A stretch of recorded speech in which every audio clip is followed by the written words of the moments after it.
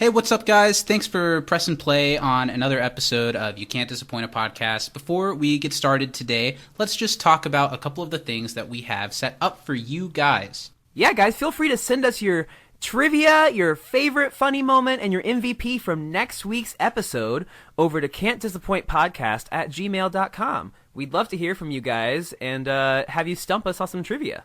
For the full Zach and Steven experience, you can also follow us on Facebook, Instagram at Can't Disappoint Podcast, and Twitter at You Can't Disappoint for all of the fun shenanigans we get into off pod every week. Wax on, wax off pod. We're really thankful that you guys are listening to us, and I promise to keep whatever that was to a minimum. Now, I say let's kick off this week's podcast. What do you say, Steven? Blue Skidoo Weekend 2, Zach. Let's dive in. All right. Oh, God. Glad we did 2 takes, Zach. You had a lot to work with there. You chloroformed the janitor? Stop yelling at me! You're the ones that got caught! You're the one who's yelling? We're in big trouble! We have to do something! Oh, I don't know what to do. My whole brain is crying. Oh.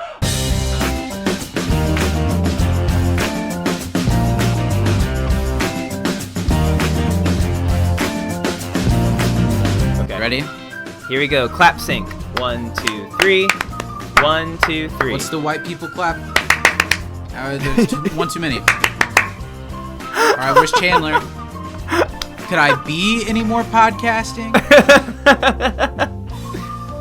Hello, everybody. Welcome to another episode of You Can't Disappoint a Podcast. We made it, buddy. Look at us. We did. Here we We're are. here. Episode 2 of Who'da season thunk? 2. Not me. 2. That's 2 twos. How you doing, Count pal? them. 2 twos. I'm doing pretty all right. How you? I'm not too bad. I'm glad to be here. Glad to be talking about community with my buddy. Welcome to another week of it. I'm Zach, and if I wasn't actively trying to suppress my bi-curiosity, I'd kiss you full on the mouth right now. Wow, I'm flattered. I'm Steven, and, question for everybody. Did you guys know that Go-Gurt is just yogurt? That doesn't sound right, you know? Right? I don't believe it. It's on the go. Welcome to another week of the show. Shout out, as always, to our proud community papas.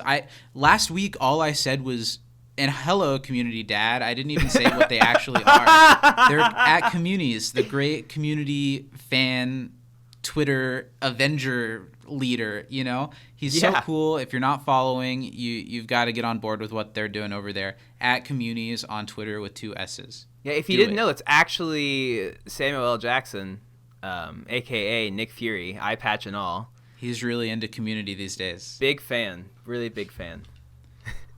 Come on the show, Sam. What have you been up to this week? Nothing too much. Just working and watching lots of anime and reading manga, the huge. What about you? Honestly, the same. Working a lot. Not doing that, but watching a lot of television. It's December now, and we've started right on December 1st this year, my tradition of just watching Christmas episodes of TV all month. Oh, So nice. What we've ones have you been done watching? That 70s show, and now we're doing South Park. And some of the South Park ones are Ooh. really funny. There's one of the early ones that's just a bunch of different Christmas songs, and they've been stuck in my head all day, and they're really funny. That's awesome. I haven't seen the South Park Christmas episodes. They're pretty funny. I'll have to watch those. Let me know when you get around to the It's Always Sunny Christmas episode, because that's one Hell of yeah. my favorites. Absolutely. Another thing is I was propositioned by a friend this week to start another podcast. Oh, really? And I've been like kombucha girl reaction to it all week. I've been like, maybe, no, but maybe. A friend of ours from show choir days in high school wants to do a Glee podcast. I think I saw some rumblings about that. Yeah, and that would be great. It seems like they're actually serious about it. Yeah. And I don't know. I could definitely talk. It's another show about a lovable group of misfits, but one that went in a very different direction. And I think if there's any other show I could talk about for that long, that'd be one of them. It would be one of them. They did a lot of stuff, good and bad. They did a lot of stuff. And it's a show that was like, for a second, the biggest thing in the world. Yeah. Until this year, the person with the most songs on the Billboard Hot 100 was the Glee cast with like 200 and something. that That's spanned like crazy. even through the later seasons that nobody watched, and it didn't get beat until Drake did it this year. Wow. Yeah. That's crazy. And because, now it's like, something that's like an afterthought, you know? People don't remember it that way.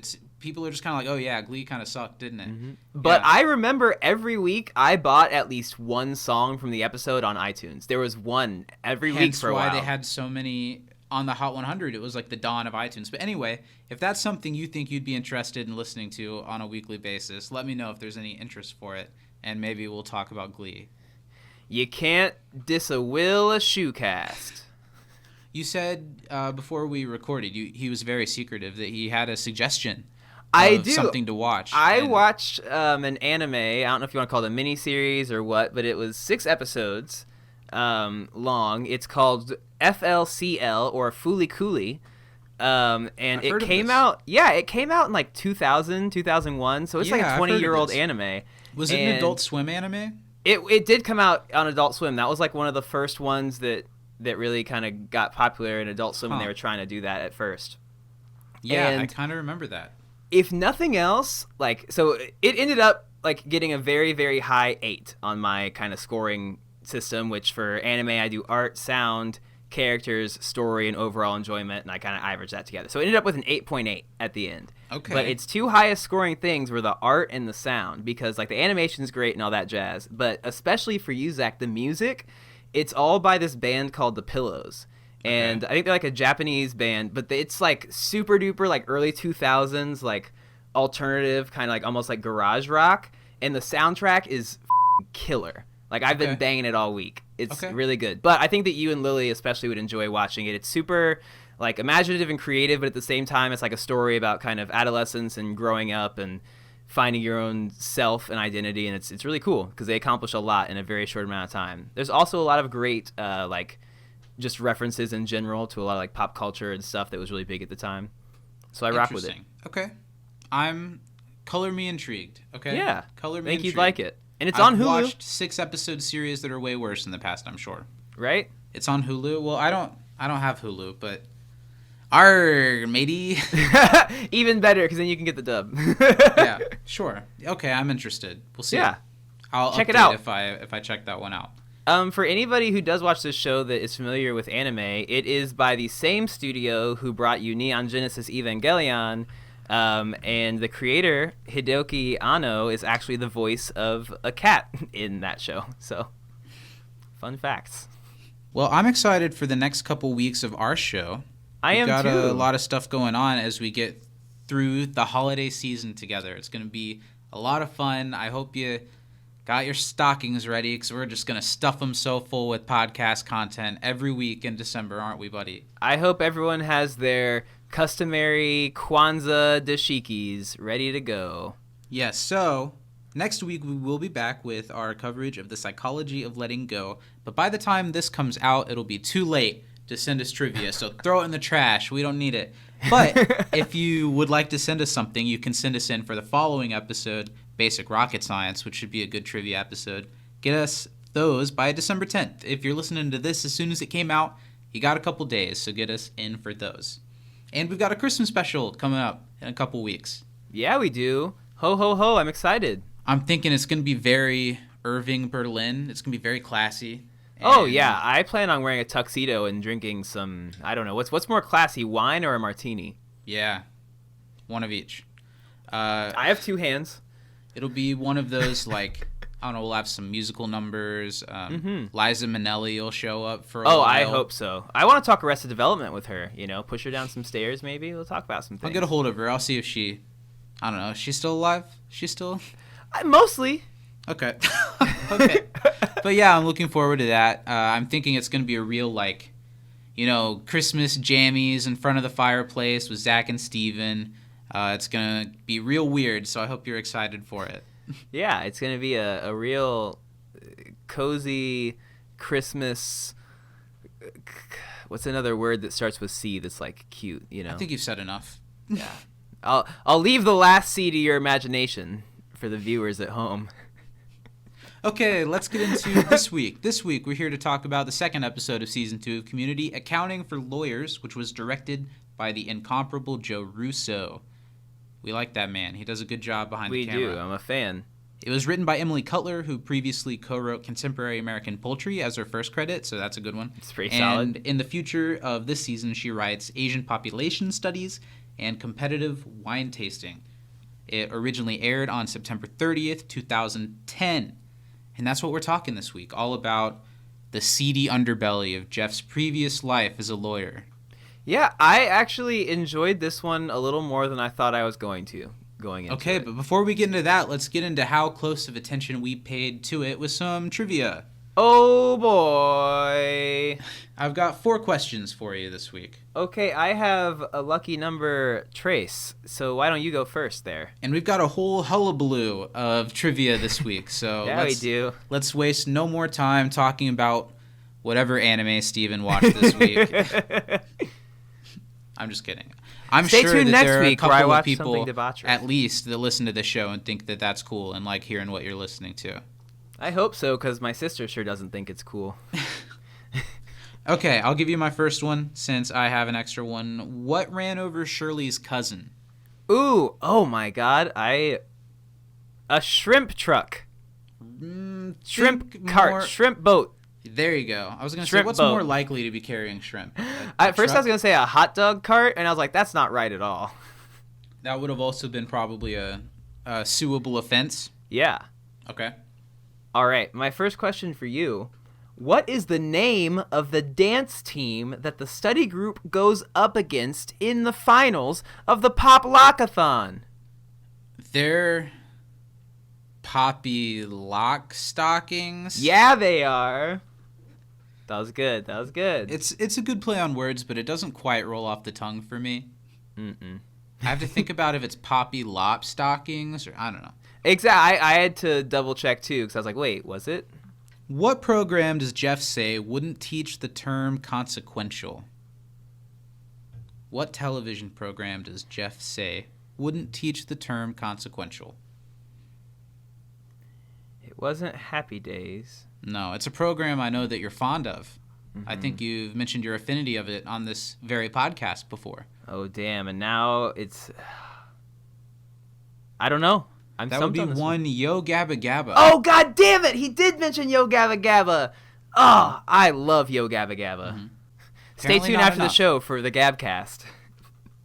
That's Steven's second podcast that he's workshopping starting right now. We'll see. We'll see where it goes. Yo can't Gabba Gabba Gabcast. We don't have to call them all that. We can call them other things. It's our brand. They have to know it's us. They'll know. Okay. Here's one for you. What was Alan's office number? And not the fake one he told Annie when he was being gross. Damn it. I knew that it was going to get asked, and they said it wasn't 69. It was floor 3, I think, but I do not remember the office number. I'm sorry. Was it in the 400s? It was in the 400s. That's all I got. That's all you're Yes, getting it from me was today. floor 4. Okay. Not room, it's not a hotel. 470 is Okay. his office number. So, it was one of those like, oh, did you hear what he said? Yeah, And kind of is the answer, as per usual. Yeah. Who does Alan blame Jeff getting fired on? And bonus points if you can give me some details about this person. Well, that was sweet old Thompson who took in those 3 at-risk kids and, Great. his wife died, maybe. And he did one other really nice thing. Did he? Was it something to do with like a soup kitchen or a food drive or No, something? he donated his kidney to Oh, a his temp. kidney to his temp. Yeah, that And was also, nice. you've missed the fact that it wasn't 3 at-risk kids. They were teenagers. So he's such a... it's always the teenagers that are sad in the movies and don't get adopted. Well, yeah. He took in the... Yeah. So What a maybe great Thompson's guy. a fool. For being such a son of a bitch for getting Yeah. Jeff fired. How dare he? Real All misstep. an act. You have one more? I do have one more. Now, this is a toughie Okay. because this was not explicitly said out loud. This was kind of a, reading thing. Name one other team that was not the Poppy Stockings or the Heather Poppin' Locklears. Locklears. Yeah, name I don't one know that other I can- team from the I don't Poppin' know if I Lockathon. can give you another one, but I'll recognize them when you read Yeah. them. I'm sorry, folks. That's okay. I couldn't even get all 3. I only have 2 of the other teams. Okay. And it was the Papa Don't Locks Okay. and the Poppin' Locksmiths. Okay. Mm-hmm. Sorry, friends. My last question for you is, how long in total did Chang pop and lock? Okay, I want to say it was 5 hours That's total. very close. Because well, here's total. That's because- very close. He 'cause says I know it he in says- the very end of the episode. Because I know he's like I've been popping locking for 4 hours, and then No. like they come later, and he's like on the ground, and he was like, I popped and locked by myself for 5 hours. More than 5. Was it? Yes. Was it 6? No. How much was it? 5.5. I pop and locked for 5.5 hours. God darn. You 5.5. sure did try I a lot of missed times, half. though. And that's all I did. got for you. Let's Nice. briskly hop, skip, and jump our way over to some written-in questions. I'm going to open it up with a trivia question that was brought to us through Twitter. Our friend Brienne at the Schmoopy, famously the winner of our Troy and Abed in the Morning care package. Big time champ. She asks, what does Jeff's old boss drop through his hand at the party? And I know this one, but if you know it, you can go with it. It was an olive, wasn't it? It sure was. Yeah, that was fantastic. Drew Carey, huh? That should tide you over till Christmas. All right, have you got some emails for us, my friend? I do. I have 4 emails here for us to read. Wow. Yeah. All right. More owls made it this week, or did they go with online correspondence? This time was mostly online. I got one like ransom note, but I don't think that's related to the podcast. Yeah, it's funny. I got a letter thrown into my house with a brick, but it wasn't podcast related, so I won't be sharing that one. All right, what we got? Who wrote into us this week? All right, this first one is from Miranda. Hey guys, it's Mira from Twitter. Hello. I haven't quite made it through my journey through season 1 of the podcast, although I should in a few more days. However, yeah, fair enough. However, I figured I could rewatch this episode and throw out some trivia and my MVP. Awesome, thanks for writing in, Mira. And thanks for listening to the show, too. I think the funniest moment for me was when Troy took the chloroform away from Annie. Just the look on her face and his response was perfect. Honestly, the whole chloroform gag is the best part. Classic. What did Abed bring for the caper is her trivia question. Well, chloroform. Yeah, chloroform. And a credit card. Mm-hmm. Was and there another thing? suction cup. Okay. Yeah. She was like, we'll use the credit card, and if the credit card doesn't work, the chloroform will. Exactly. What is written on the sticky note on the computer that shows Alan's letter about Jeff's credentials? Oh, I don't know this one. Smash Mouth. Smash Mouth? Yep. That's fantastic. I don't know if it's a reminder to like look up Smash Mouth or is it a just like password, or- not I don't being know able what should to be afford a worse. Smash Mouth poster or something. I don't know. Just a reminder, just Smash Mouth. What was the DJ's name during the Pop and Lockathon? Oh, I don't know this one. I do not know this one either. Oh, well, we'll hopefully remember to look out for it. We probably won't, but I'll try my best. When have we ever? Yeah, we, very we rarely. Do sometimes. Every we once do in a while. sometimes. Okay. Yeah. Get off me, guys. Come on, hey, back off. Hey. I'm just one person. Oi. Oh, okay. You're right. And she says, and I hate to say it, but I think I've got to give MVP to Chang. Valid. He tried so hard, and it's just another perfect break, and he's already deeply unstable personality. You know, one could say that he tried so hard and got so far, but in the end, it didn't really matter. Well, that's poetic, man. Eh. That was nice. Did you write that? No, I did not. Moving on. And it sets up a lot of his issues with the study group heading into the next few seasons. Yeah. Looking forward to more episodes. Keep it up, guys. Thanks, Mira. Well, thanks, Mira. Thanks for writing in. Yeah, it's really great that Miranda Cosgrove herself found time to take a break from college and write us in. Because that's why she left iCarly. I imagine she's just been in a flux state of college in the 8 years since then, yeah? She goes to the same school as Steve from Blue's Clues there. Thought he died. How about that? Anyway. Isn't he in a band? Thanks, Miranda okay. Cosgrove. Tell Thank Steve you. we said hi. We'll share a spaghetti taco one day. Oh, hell yeah. All right. Next email comes from Danny. She says, hello, Steven and Zach. Hope y'all are having a lovely day. Last week's episode made me laugh so much. You guys are great. Thank you. We know. It's a drama, so I'm not really sure why you're laughing at what we're saying. Everything we say is 100% to be taken dead Seriously, thank you. Yeah. Grow up. Loved your take on Anthropology 101 and the new 20-second summary game. My favorite moment this episode was the chloroform Cue Steven scene. just remembering that's a thing that we do. Was the chloroform scene, and I guess just all of Donald's reactions. I forgot how many quotable moments he has throughout this episode. Yeah. Here are my questions. What's the name of the place where the office party is held? It's shown in one of the party scenes. Ooh, I don't know that one. I, again, saw it and took note of it. It was named after something silly. I think we're going to have to look at it when it comes up. I'm going to place final answer that it's the Ozfest Ballroom. Oz Dust Ballroom. Oz, oh, excuse shit. me. Sorry, I've only ever listened to the CD in my aunt's car. Yeah, I've seen it in Indy thrice, Steven. No, whatever the next one up is, I've seen it. Qua. So I think I know. Okay. Okay. Nice. I'll defer to your judgment there. Yeah, you better. What does Chang's competition number say? Ooh, I don't know. I don't know. We'll have to look for that one. What is Jeff's middle name? It's in the Tobias. email. Sorry if y'all didn't pause to read the email. Tobias. It's Tobias. But I think that's something that it just becomes a thing. Yeah. You know, I think this is the first time they show it, and it's in the email. But I think he's called that a couple times. Mm-hmm. Alan said, hey, let's go do some shots with... I kept wanting to say Pete, but I don't think it was Pete. Perry, Vin, Vic... Are you just listing off the cast list of Fast and the Furious 14? I don't have friends. I don't have cars. I have family. Sylvester Stallone's in that one, is he? Yeah, he is by now. That's interesting. Okay. By now. All he can do nowadays really is sit down, so they kind of have to show him in a car at all times.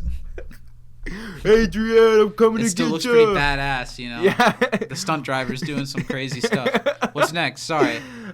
What does Jeff claim happened to him while doing the puppet? While doing the puppet? He says something about his back, doesn't he? Or no, his ankle. He twisted his ankle. Okay. I think it's that he It twisted took me a or sprained second his to realize ankle. what the puppet was referring to, but okay. You don't remember that scene with Kermit and the hand and... Were we supposed to watch the puppet episode this week? Was that season 2? Wait, I thought we were just supposed to watch season 2, episode 2 of The Muppets with Sylvester Stallone. I would also do a Muppet podcast. If Oh, you'd rather yeah. do that, the Glee podcast. I mean... Okay, come on. Okay, big hugs, Danny. Thanks, Danny, for writing in. Lovely, lovely, lovely. Stop laughing at us. Yeah, please. We're adults now. Our next email is from Communities. What's up? Hi, Papa? kids. This is one of my favorite fun episodes because it just works from start to finish. Matt at Communities. Trivia. Name of Garrett's Poppin' Lock group. Well, Garrett was obviously the star of the Poppy Long Poppings. Whatever. Lock Poppy stopping. Lock Stockings. Yeah. Or What was it was- long stockings? Was it? It just was long it was lock stop. Okay. It was gout Lock, stopping. stock, and barrel stockings. The hash slinging, the Nash Greer. Okay, what was the office number for Alan? That was 470. I know it now. I almost said 407, and I asked the question earlier. You idiot. Okay. Now this is gonna be one that you can answer probably. Was doubt Troy's trip over the janitor planned or on accident? I don't remember them say. I don't think they said anything about it in the commentary because Rob Corridry was in the commentary and they were just like Talking. being wise asses the entire time. It was really Nice. funny. So I don't know, but I would imagine since he's bringing it up that it was probably an unplanned thing that worked really well. Yeah, it says answers to Troy's below. The trip was not written in the script, which doesn't surprise me. It's just great Donald Glover adding stuff, you know, but nice. Well, thank you, Papa Christmas. I hope that you tell us the Christmas story in front of the fire soon. And then our Really last soon. email is from our good buddy MJ. MJ's Trivia Round, week Nice. 14 of it. Can you believe that we've been, doing trivia with our buddy MJ for 14 weeks now? It seems like it's been years. It does. Really, I feel like I know Steven. Oh, wait, not Steven. Nice feel to like meet you. I feel like I know MJ like I know the back of my right hand. I feel like I know MJ like I know the hole in the back of your right hand. Hey, Zach and Different Steven. context in the episode, though, certainly. Well, because of the implications. Hey, Zach and Steven. Enjoyed your podcast last week, as per usual. You definitely made me soften up a bit about the Season 2 premiere episode, though let's be real, it's just an appetizer for the 5-course meal that is Season 2. Thank you. I've been told our podcast makes lots of people soften up in all sorts of ways. Very interesting to hear your take on an IMO. Who's told you that? The blogs. Okay. We have a pretty aggressive subreddit. Here to take on in my opinion, hidden Season 2 gem. Talking about this episode. Sure. Accounting for Lawyers is a very tight and compact episode that, while not on the same level as most of Season 2 was, is a very solid entry in that shades Jeff in just a little bit more while giving us one of the most iconic scenes in Community history. Jeff did some solid character work here, and I think he won the MVP for this week pretty handily, though Troy was this close to getting it for me. Although I love the cameos by Rob Corddry and Drew Carey, as for the funniest moments, I'm sure everyone and their mother will talk about that scene, so allow me to cast my vote for the classic non sequitur that Troy dropped after Jeff asked the group if they have any more meaningless conspiracy theories. The earnest, the facial expression, the timing, it's just all chef's kiss. Perfect, in my opinion. I wasn't supposed to read chef's kiss. Let me tell you, though, this episode is surprisingly full of moments like that, and I can't wait for y'all to talk about it. Anyway, here's my quiz for the week. I feel like we're going to be overlapping a lot on this one, but I tried my best to make it unique. Good luck. Don't give us too much credit. Okay, this is a good one. I'm going to do my best here. Slow news day. What celebrity did Chang think Britta was channeling when she uttered that line, and who was Britta actually making an impression of? Chang thought it was Johnny Carson, but Britta was being Jon Stewart doing an impression of Johnny Carson. Exactly. Chang's like, this is why I hate you. I like that Chang hates Britta. Why did Shirley take Alan's business card? You asked this one earlier. Because her cousin got hit by a shrimp boat.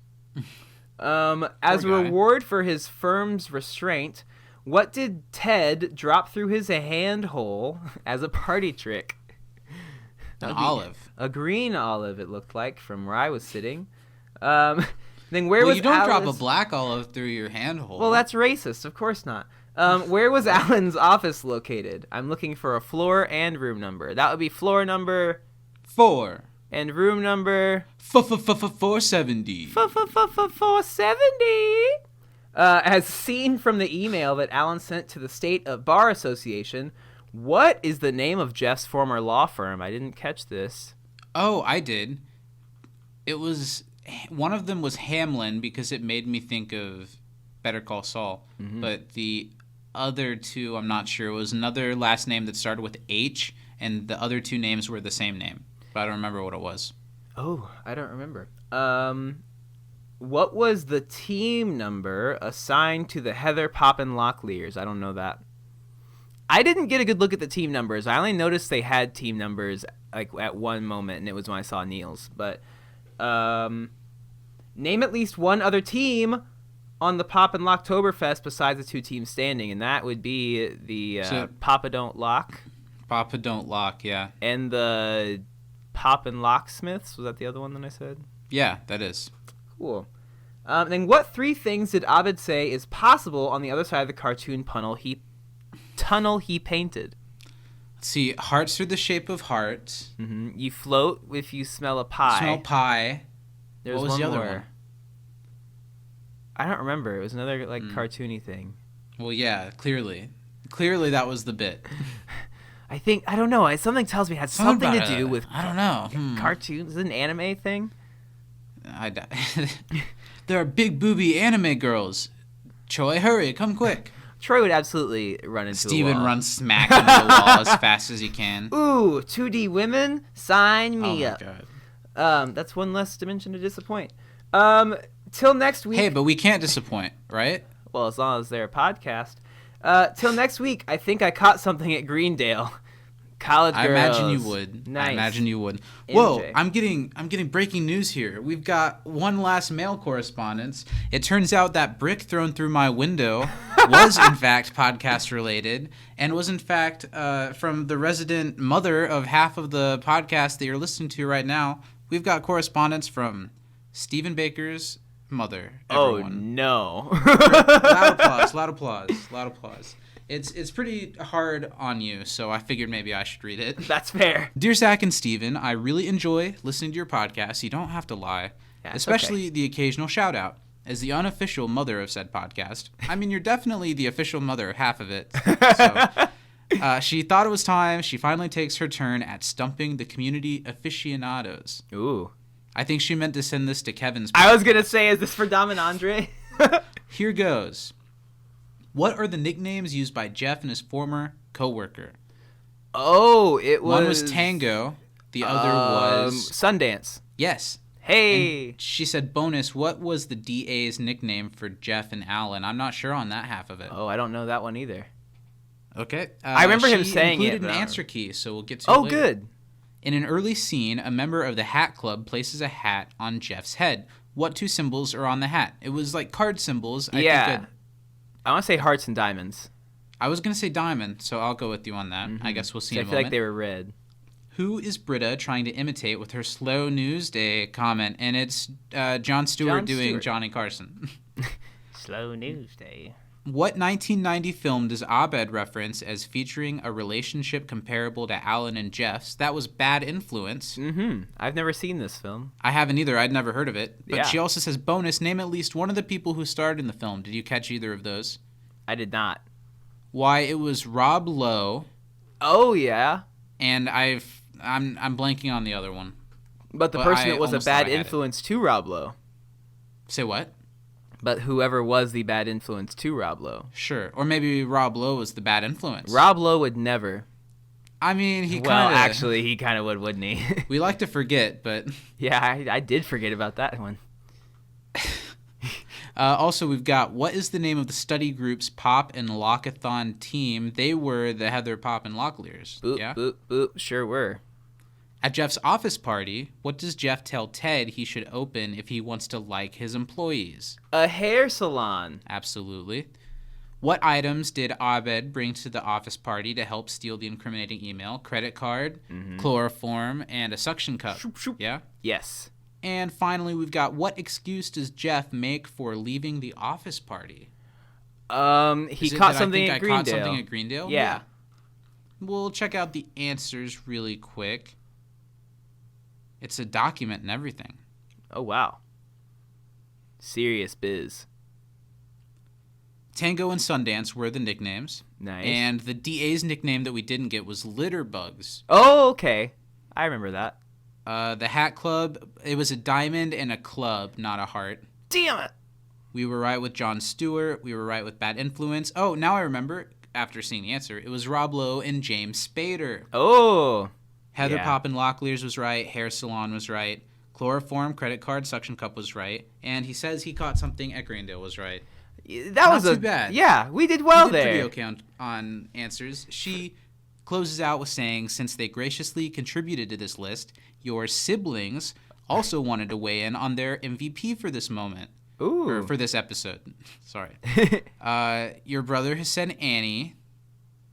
That tracks. And your sister has said Chang, but her sneak MVP is Troy. Oh, now my sister told me before her favorite character is Chang, so I figured she would enjoy this That's really one. interesting. I really dig that. Yeah. Your mom says that she's Team Annie, and to chloroform a man that large twice in one episode is the stuff of legends. It's also the stuff of, like, serious criminals. But You know, one man's trash is another man's serious criminal. Happy podcasting, Steven's mom. Thank you for that. Thank you. The brick was unnecessary, but the message was thoughtful. It's okay. He'll send me the bill for the glass cleanup. Now we're going to move right along to America and half of the United Kingdom's favorite segment of You Can't Disappoint a Podcast. Did Steven watch the episode this week? I'm pulling up a timer. It will be set to 20 seconds. And Steven is going to fit as much of this episode as he can in that time. Are you ready, my friend? Mm-hmm. All right. I'm going to give you a 3, 2, 1. Okay. And on go, okay? Perfect. 3, 2, 1, go. Okay, so it's October time in Greendale, and the Germans did some stuff, but they're going to dance. They're going to do a pop lock, and whoever can pop lock the longest wins Poland. Just kidding, it's iTunes, but Jeff used to be a lawyer, and his lawyer friend's kind of an asshole, but then he's like, I'm going to be cool again with my lawyer friend, and then everybody's like, he's really bad, but he was a narcotics guy because he did coke, and he got Jeff fired, and then everyone finds out about it, and Jeff knows that Jeff Hey, I got further this time. That was better. That was better. I think there was a little fluff. You tried to make a couple jokes within it. Yeah, you didn't like the Germany stuff? Is it not? I liked it. I liked it. I will go with this week. I will give that effort a B. Thank you. I think that was deserving of a B. You did pretty well. Thanks. One week, you I'm can actually do going to be able better. to talk about the whole episode. One day. If I watch the whole one. I only got... Yeah, maybe you should. What was your favorite, funniest moment this week? For mine, I'm going to skip the chloroform scene because, kind of like MJ mentioned, it's just a little too obvious. And I'm going to go with that shot that zooms into Chang's pupil, and as he's crying on the pop and lock floor, he's dreaming of the study group laughing at his jokes and appreciating his presence, and Jeff bowing down like he's not worthy to him. Really good stuff. That was great. I of course, the chloroform scene is my jam because it's my boy Troy and Annie, and the whole thing is great. And it also harkens back to one of my favorite episodes of the show, Psych. Have you seen all of that?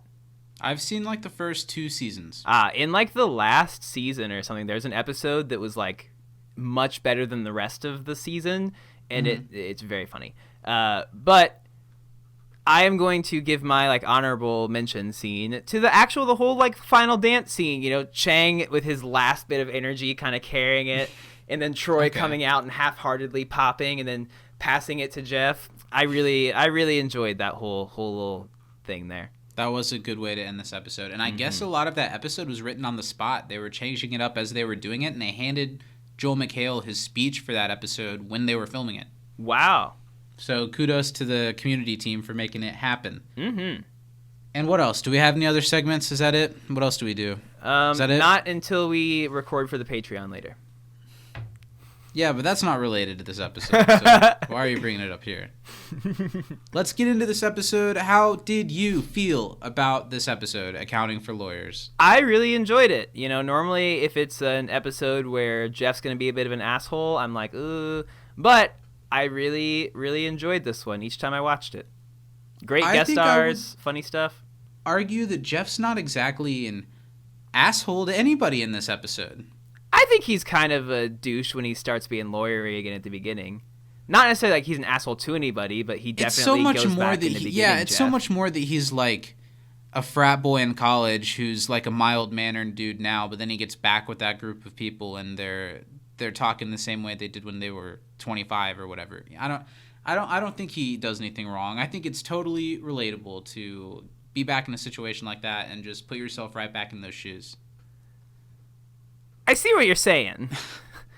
I think he's kind of an ass at the beginning of it. Okay, well, we'll see what he really said. I thought it was a good Jeff episode, and I did like this episode. I do think it's kind of a forgotten episode a little bit. Yeah. But I think it's a really important episode because it shades in something about Jeff that we've just heard about so far, and it really tracks, and it makes a lot of sense.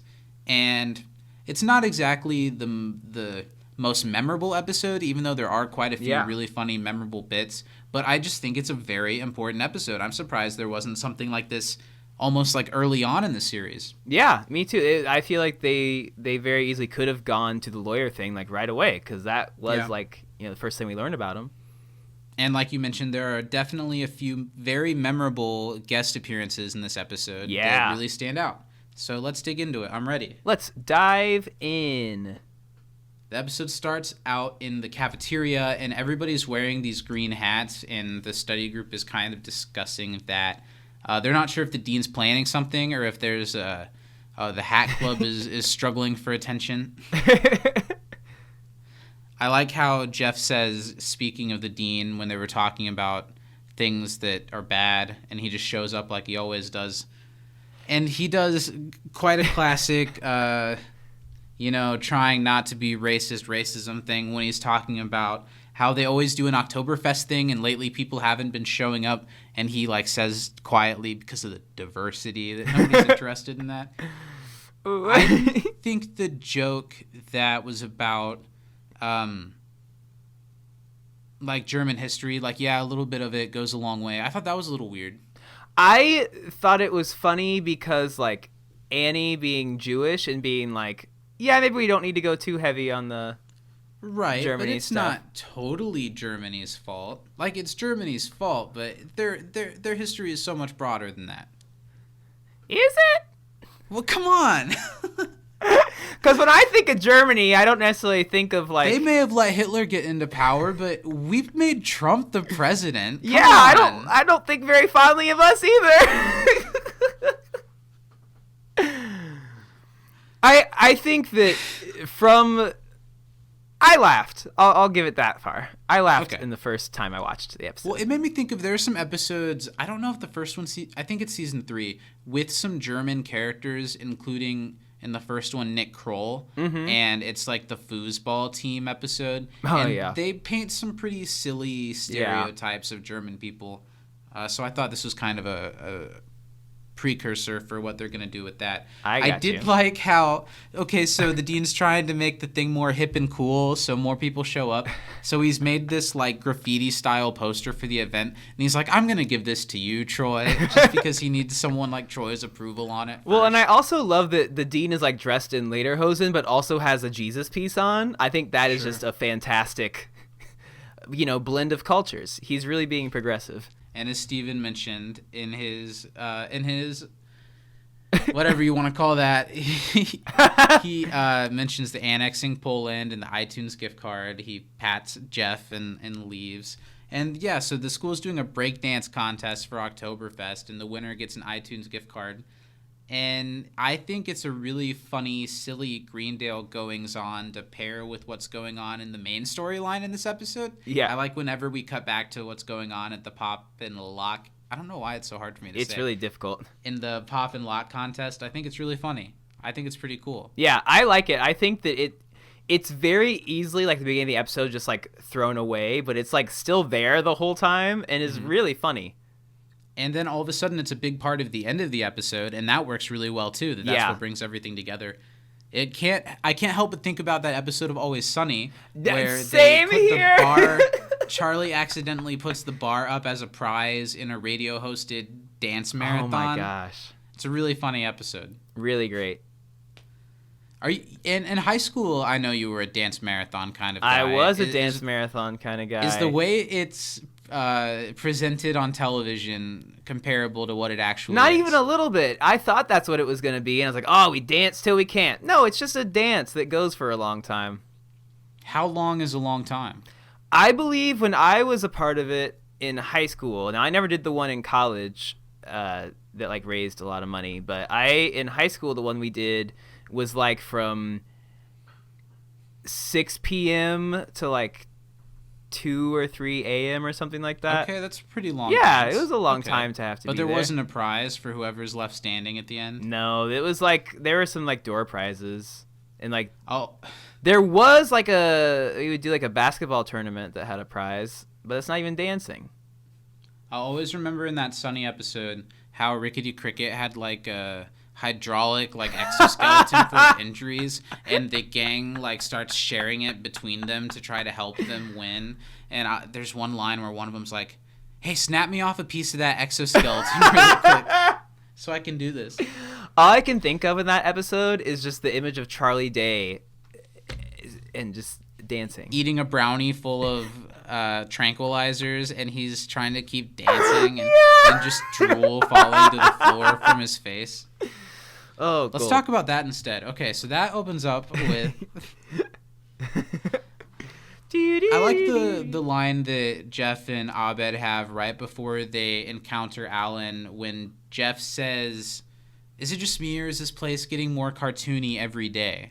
Because it totally is. And the fact that Greendale is getting more cartoony meshes so well that Jeff is being pulled back into his old life that's so far the opposite from what's going on at Greendale. And why his heart might kind of be in Greendale now, because it's such a quirky and warm and welcoming place, even as weird as it is. Well, and it's funny because this season is when the show gets cartoony at some point, and I think that's this season, right? I would say where so. They do but they have the Christmas episode. Honestly, I think cartoony, it's only in moments and in certain episodes. I feel like we're definitely in the season where they're starting to play around a lot more. Yeah. And not hold so tight on the grips of reality. Like, we're a couple episodes away from the Kentucky Fried Chicken space vehicle thing. Yeah. So Jeff and Abed are walking down the cafeteria or the student lounge or whatever, and they see Alan, played by Rob Corddry, of Children's Hospital and honestly countless other things. He's one of those guys that just shows up in about everything and is always a pleasant face and always plays a certain type of character really, really well. Yeah. So Alan is someone that Jeff used to work with at the law firm before his Greendale days. And Jeff immediately notices him and gets as far away as possible because he doesn't want to have this interaction. And Abed totally doesn't pick up what's going on. Jeff points him out and says that Jeff says, "This is all I needed," or "This is all I need." And Abed misconstrues that as wanting to get Alan's attention. I thought this line was kind of weird. Is it like, "Oh, this is the last thing I need"? Yeah, that's he's like, "Oh, this is what I need today," like that, and it's kind of delivered kind of weird. He kind of says it like, "This is all I need." He says it too fast. Is the thing I feel like. Yeah, they could have. So it's like, what are you talking about? Yeah. So I kind of get Abed's misconception. Like, it's not just an okay, Abed your thing. friend's here, sure. Yeah, he just yells, "Excuse me, sir, you're all my friends." He said your mouth isn't then he says turned your upward. mouth isn't curved upwards to miss something. But now Jeff is stuck in this. You've totally been in a situation where like you run into someone and you didn't really want to have to run into them, but and you're maybe even you saw them and you were trying to avoid them, but then it happens and you have to and be you're like, "Oh, what's up, hey! dude? Oh, Steven, it's been wow, not long enough." I'm like, "What's up, man? Like, how's it been going?" "Oh, really?" Yeah, they bro hug and they I don't know, they exchange like, "Why are you at Greendale? Why are you at Greendale?" And Jeff opens by lying and saying he's a teacher, but then decides that that's worse than what he actually is, which is a student. And Alan has such this energy when he's explaining why he's there, when he's like, "Oh, I'm here for an NA meeting." And he's like, "Remember how I said yoga got me through all my stuff? I lied." And he's still like really up about his drug usage that's brought him to NA. I was gonna he seems say, like a wild dude, right? I was gonna be like, is it weird that there's Narcotics Anonymous meetings like on this community college campus?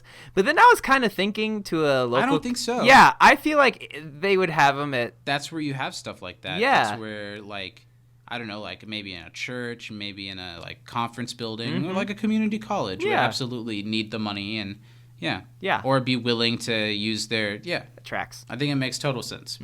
It doesn't make sense why we don't see him more often, or why we don't see stuff like that more often. I would totally be down for him coming back at some point in the show, and he comes back a couple times later on. Yeah, that's true. I forgot about that. Steven pretends like he knows this. Oh yeah. That episode, one of my favorites. The one with the lawyers again. He definitely shows up in the season 5 premiere when it was like Dan Harmon's first episode back, and he got like the gang all back together after being split up. I think Jeff was a lawyer again, and he might be. I think he's in season 3 as well. Anyway, can you hear that? No, I have you turned down really low. Okay, cool. What's up? There's like sounds like a saw outside. I don't know. Oh, I can't hear it. I'm sure I'll hear it when I edit it. Yeah. Oh, that's fine. So, It sounds like they're cutting down a tree. Oh my god. There aren't any trees. It's in Chicago. Starts cutting down your apartment building.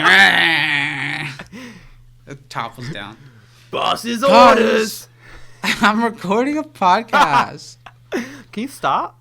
They're like, oh, we're big fans. I'm sorry. Starts putting your. Are you apartment back Steven up. from You Can't Disappoint a Podcast? Tell Zach I said hey. It's like he can hear you. You're chopping my house down. Anyway, Jeff and Alan just go right into this lawyer talk that isn't. There's not a lot to pick apart here. They're just like, man, we were dogs. We did this thing. They tickle each other, which. There's this little thread of Alan being kind of homoerotic, and I feel like it's very typical of the type of person that they're portraying. It's like, oh, hey, buddy, oh, tickle, tickle, got your let me penis get a you. little bit. Ha Oh, ha. It's like we went to an all-boys school, and, you know, we had a little fun. Ha ha, unless.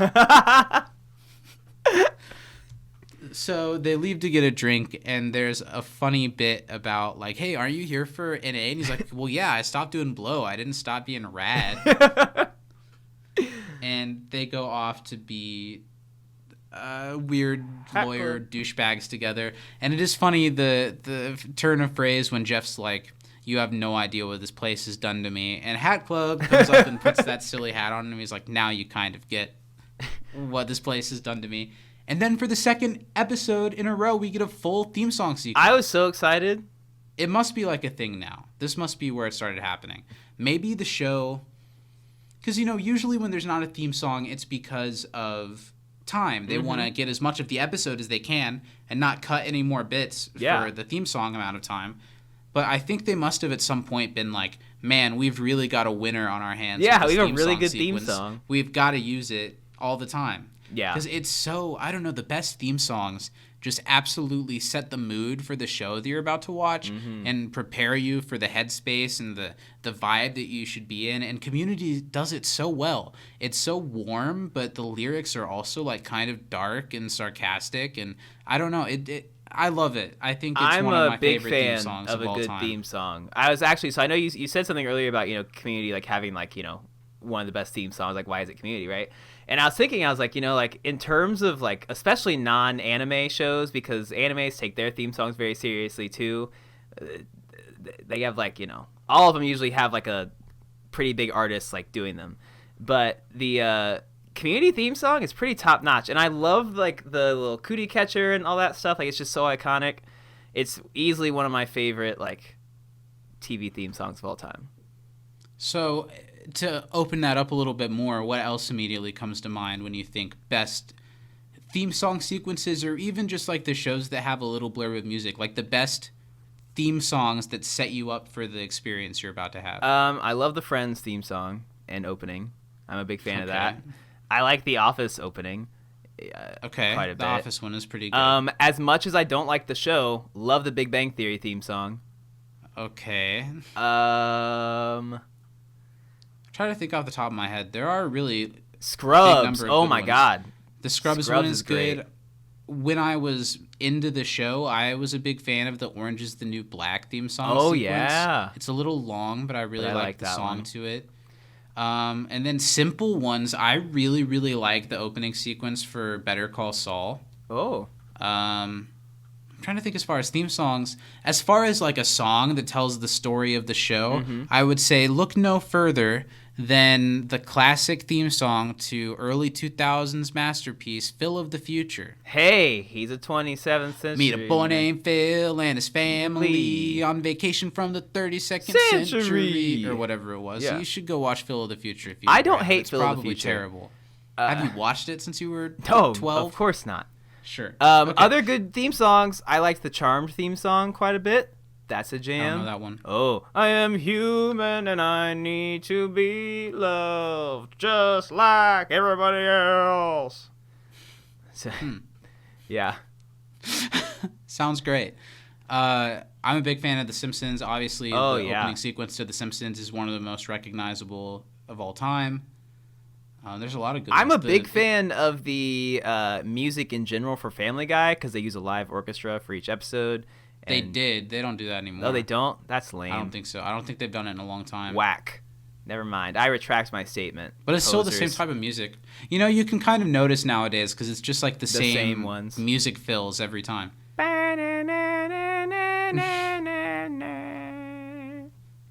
I really like the music. There's not really much of a theme song to it, but all the music in Seinfeld. Yeah.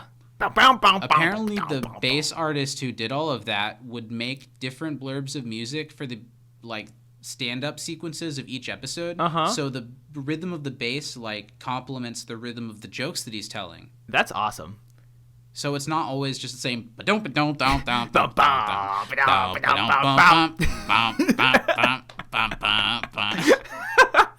Anyway, back to the show that the show is about. After the theme song sequence, they're in the study room, or Chang is in the study room, and he's really practicing for this Pop-In Lock-a-thon because it's his opportunity to prove his worth to the study group, which we're just showing in this episode that we're really doubling down on. This is going to be about Chang trying to get in with the cool kids, and how just so carelessly the study group is like, nah, as this broken man is like tearing himself apart to impress these people. I think you said last week that Student Chang is your favorite Chang, and especially after this episode, I'm very inclined to agree. Because like I love Professor Chang, but like Student Chang's better. He's definitely better than Security Guard Chang turned Dictator Chang. Better than He's definitely better than Changnesia Chang. And then in seasons 5 and 6, they do some of my favorite stuff with Chang, but I have no idea why he's still there anymore. Yeah. So I think Student Chang is my favorite. Mm-hmm.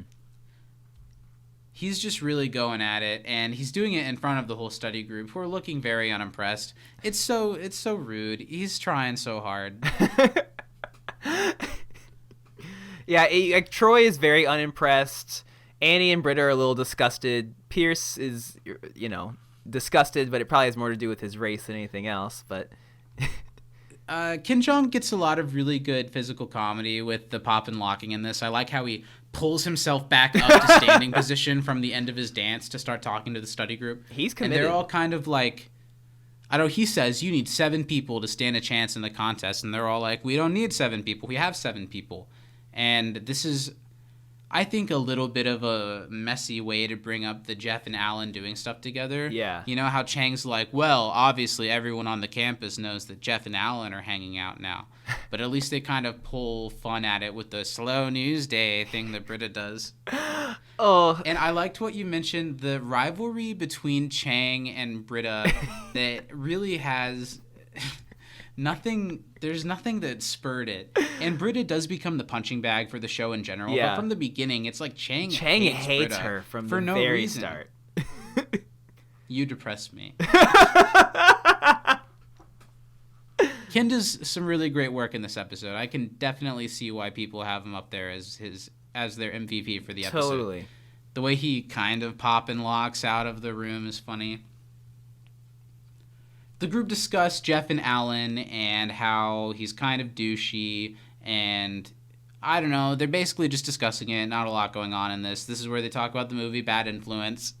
And I like the Jeff Shirley line where Abed's like describing the movie, and then Shirley describing Alan says he's a bad influence, and Abed's like, oh, you saw it. That's what the movie's about, I imagine. Jeff walks in wearing a suit with Alan, and he walks in literally just to say, like, I don't know, look how cool I am and how cool my friend is, and we're gonna go do something other than this. Sorry, guys. If you're not showing up to study group, you can at least just like send a text to someone and be like, hey, well, that's start what I'm without saying me. Is he didn't have to come there and be like, hey guys, I'm gonna go Look do how someone cool cool I am there. without you guys. Yeah, sure. Everyone is He's got kind Britta of, down. I don't know. Some of them are impressed by their vibe, but I think everyone a little bit can tell that this guy's phony from the beginning. Yeah. He's immediately like telling people about the commercials he's been on and trying to tell people that he can help them get money in cases, and Jeff just totally sidekicks off of that and goes into a kind of a side of him we've never really seen, but you can tell that this is totally what he would have been like as a lawyer. When he gives his whole speech about, Shirley, if I killed a man as a Christian, would you forgive me? Because, Shirley is upset that he's late. and he just turns it around on her. I don't know. I guess you're right. I don't really like this side of Jeff, but again, I understand what's making him backslide into this. Yeah. Like, I definitely see it. You know, like, I do like that Jeff he's wearing a suit jacket. You know, he's obviously feeling a little bit better about himself again, which is a good thing for Jeff. But it'd be nice if he could Jeff has ever felt too bad about himself. Maybe for like 5 seconds when he lived in his car, but even then he was still like, I gotta save my faucets. Yeah. Now Rob Corddry. I think it's like Corrdry. I think it's Corddry. That's a choice.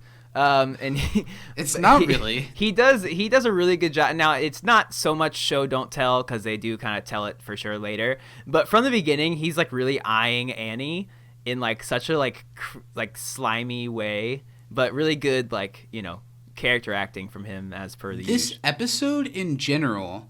Like, there have been some hints at it before that Annie's the girl that's really attractive, but a little bit too young. So there's kind of the joke of like, oh, are we going to maybe glance at her every now and then? Are we allowed to? Is that cool? This episode, not so much in a way that totally put me off, because one, Alison Brie is beautiful, and she isn't literally a 19-year-old girl that we're watching in this episode, even if her character is. So it didn't make me feel like too skeevy, but maybe that's because I am a little skeevy. But they definitely piled it on a little bit in this episode. They did. There's one scene in particular that I'm sure we'll talk about a little bit that...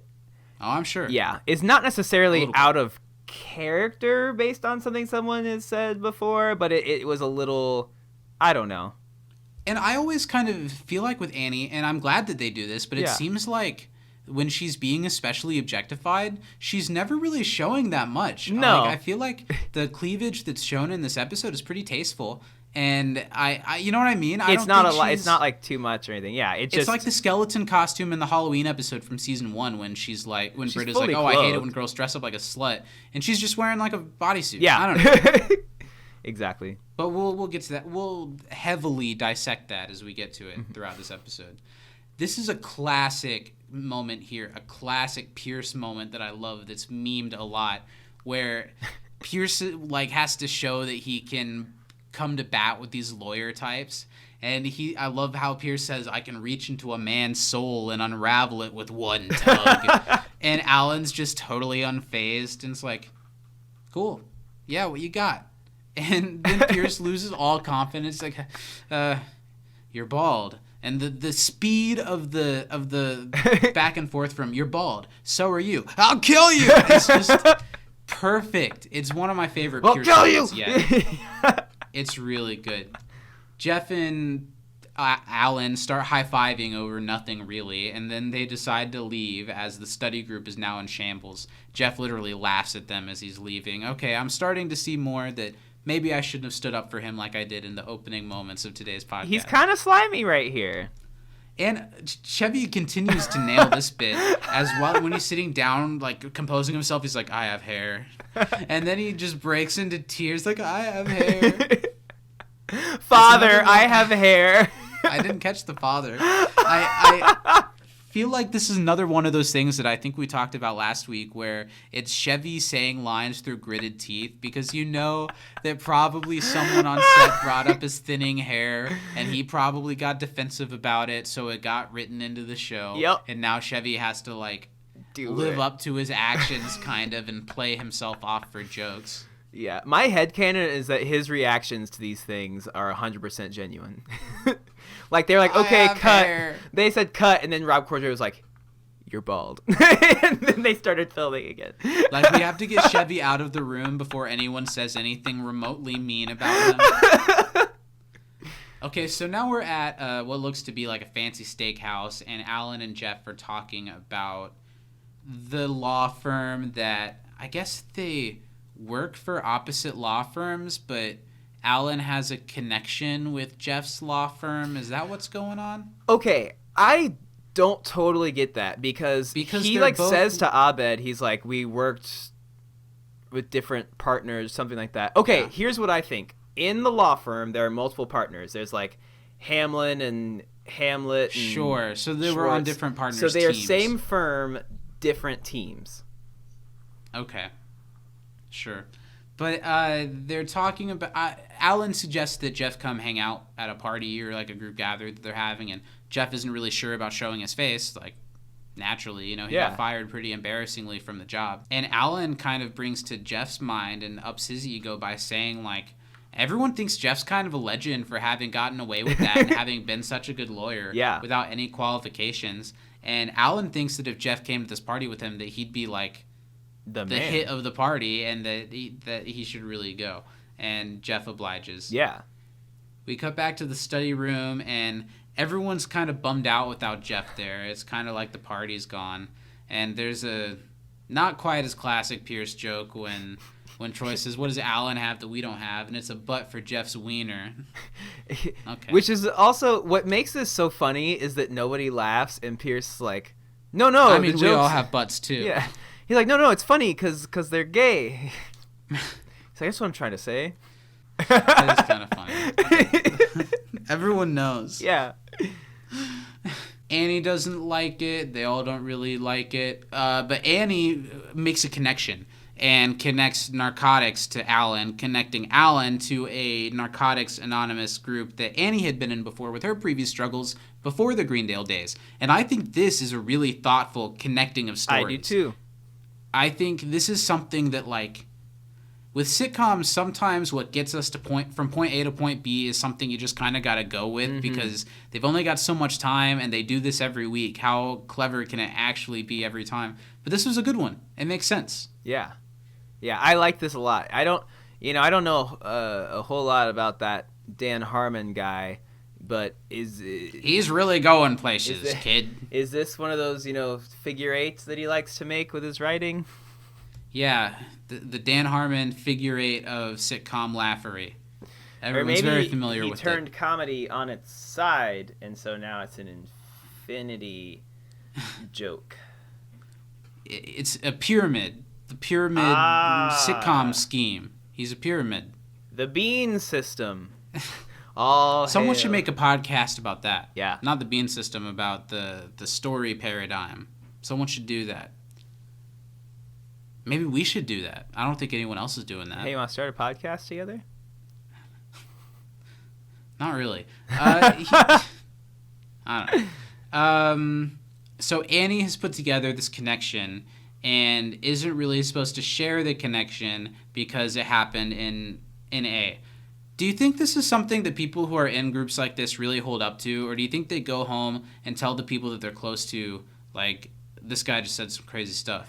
I think that they probably all have stuff like that they don't want to get around to everyone, so they probably don't share. I think they feel like there's probably some. Yeah, I'm sure that, like, they probably go home and, like, tell if they have, like, wives or, like, maybe like a really close friend or sponsor or something like that they may talk to about it. But I also feel like if somebody, like, saw somebody on the street who they knew from, like, one of those... Oh, they'd be cool. Yeah, they'd be pretty cool. Yeah, like, they totally. wouldn't be like, hey, that guy is a cokehead over there, when he's with his kids. That guy's a party.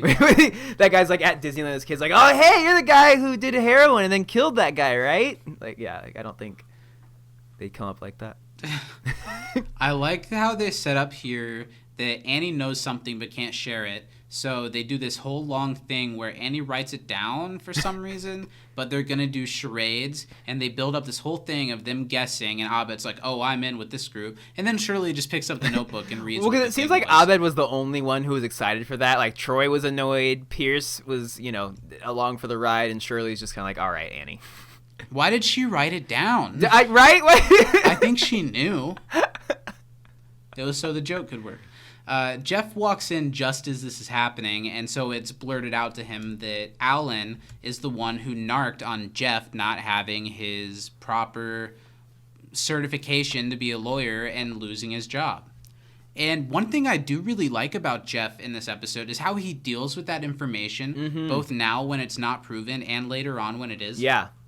He's super chill about it. Super duper. He basically, after saying a really lame line about Frank Zappa, says that, you don't really have any proof of that, and it's circumstantial, something they don't talk about on Yo Gabba Gabba, and that, I don't know, that I can't really do anything with this, so I'm not going to do anything with it.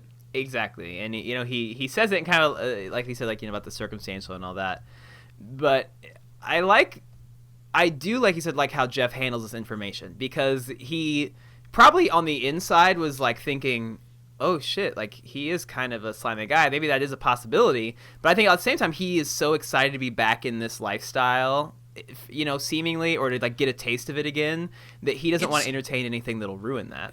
Yeah, it's also a little bit asshole-ish of him how his mentality is kind of like, oh, why are you guys so obsessed with me that you're trying to ruin this friend that I have? Yeah. It's not really that he thinks that they're making it up a little bit, I think. Mm-hmm. But it does allow for the hilarious Gogurt line when he dismisses that and he's like, does anyone else have any other conspiracy theories?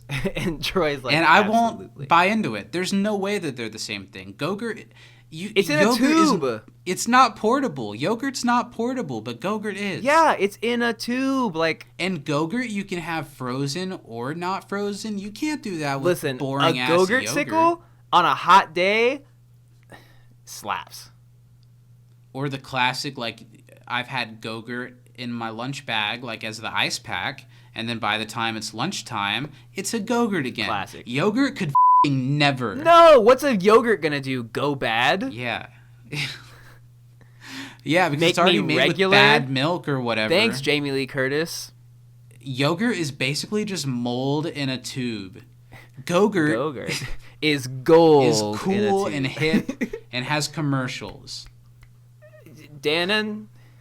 I think that's Danimals. Dannon? I think Gogurt might... Isn't it made by the same company? Is Gogurt Yoplait? Oh, I don't know. I feel like I could have... Because what was the one that had the Sweet Life of Zach and Cody sweepstakes? That was Danimals, That was right? Gogurt. That was Gogurt? No, you're right. It was Danimals because it was like the there drinkable was a swirl. Danimals. Yeah, the little monkey would come on and he'd like squeeze the yogurt cup. So were you a Gogurt kid? I was not a yogurt kid at all growing up, actually. I didn't think that I liked yogurt. But then when I started eating it, I was like, oh, this slaps. Because my little brother was a picky eater. Ah, you were on it. You know your Gogurt. I was a Gogurt teen. I liked when I was a kid the ones that were on commercial that were like drinkable or tubable or like came with candy to put inside of it or something. But it wasn't... I feel like it was always a thing in my home that we had like grab and go breakfast because we would all sleep in to the last second. Often when I had to go to school early, I was the one who would get up before everybody else. So I would just have a bowl of cereal or a granola bar or sometimes a yogurt. I like a good yogurt every now and then. I don't like Greek yogurt. I don't with Greek yogurt, and I don't with like I don't know what I was gonna say already. Yeah, I like simple yogurt options. You know, I don't need... I like just... Because then it's like pudding. Oh, I don't... Yeah, basically. I don't with Greek yogurt, and I don't with, like, the whipped yogurt. I just that's like regular weird, yogurt. isn't it? Yogurt with fruit in it is good. Flavored yogurt is good. Occasionally, one of the things that's, like, a little tray of stuff to mix into your yogurt, that can be fine. There's like some I like good the ones Chobani that, like, have, like, the, like... Yeah, Chobani, that's what it's called. Yeah, I rock with that for sure. Anyway. Makes me feel like I'm, like... I don't know, a fit mom. Makes me feel like I'm Jamie Lee Curtis and I'm really trying to get a handle on my fiber. Yeah, I love Jamie Lee Curtis. Let's start a Jamie Lee Curtis podcast. We'd never get her on it. No. So yeah, Jeff is totally turning around the accusations to like, you guys are obsessed with me, you don't want me happy, you want me to need you, and he totally dismisses the concern of his friends. But I'm sure at least a little bit in his head, he's probably like, that sounds right. I don't know. Yeah, he like really drags on a lot about it and says like we're not cool, and he really hammers it home way too far considering they were just trying to give him some information that they had, you know? Yeah. It's not even like they were like, Jeff, stop hanging out with him. They were like, hey, Jeff, this guy narked on you, and Jeff just went on that whole thing. Yeah, and he tells them he's not showing up to the Pop and Lockathon, which is just tragic. So all of a sudden, none of the friends care about it anymore. Yeah. He's going to go hang out at this party with his former law firm. I think the only thing that's really missing from this episode as far as the Alan having narked on him storyline is there's not a lot of reason why other than just wanting to cut out like a top dog. But he still really wants Jeff to be his friend and to like him. I think it would have been a little bit better if there was a more specific reason why Alan did that. Right, like Alan actually, like maybe like if he did get a promotion right after Jeff got fired or something like that. Like if they were both up for the same thing and like they said that, I think would have been nice. Yeah. Yeah. It's not episode ruiner, but I do think it would deepen the conflict a little bit. Just after he finishes telling them they're not cool and the study group tries to reassure that they are in fact quite cool, Chang pop and locks again into the study room. I think he's so funny. And now he gets a really dejected admission onto the team. But he comes in with a threat or with a quandary. Mm-hmm. If they win with him on the team, he gets to be in the study group. And everyone just kind of looks at each other and I guess more or less agrees. I don't know. They don't really fight it. Ovid says, oh, now it's really interesting. And now we're at the party. I think it's really cool how much of this episode takes place off Greendale's campus. I do too. We haven't seen a ton of it. Like I've said before, it really shades in Jeff's backstory. And it's just nice to like let these characters loose in another area for a little bit. It's not something we see that often. Yeah, we don't get to see them out around, semi-functioning adults. They're normally at Greendale where, for the most part, there's a lot of different folk there. Now we get a just phenomenal, small but mighty guest appearance from Drew Carey in this episode. Drew Carey looks great in this episode, too. Oh, yeah. This was 10 years ago, and I can proudly toot that I've seen Drew Carey perform improv comedy. I saw that last year with him and a couple of the other Whose Line Is It Anyway guys. Oh, nice. Did you like that? Yeah, it was fun, but it was like...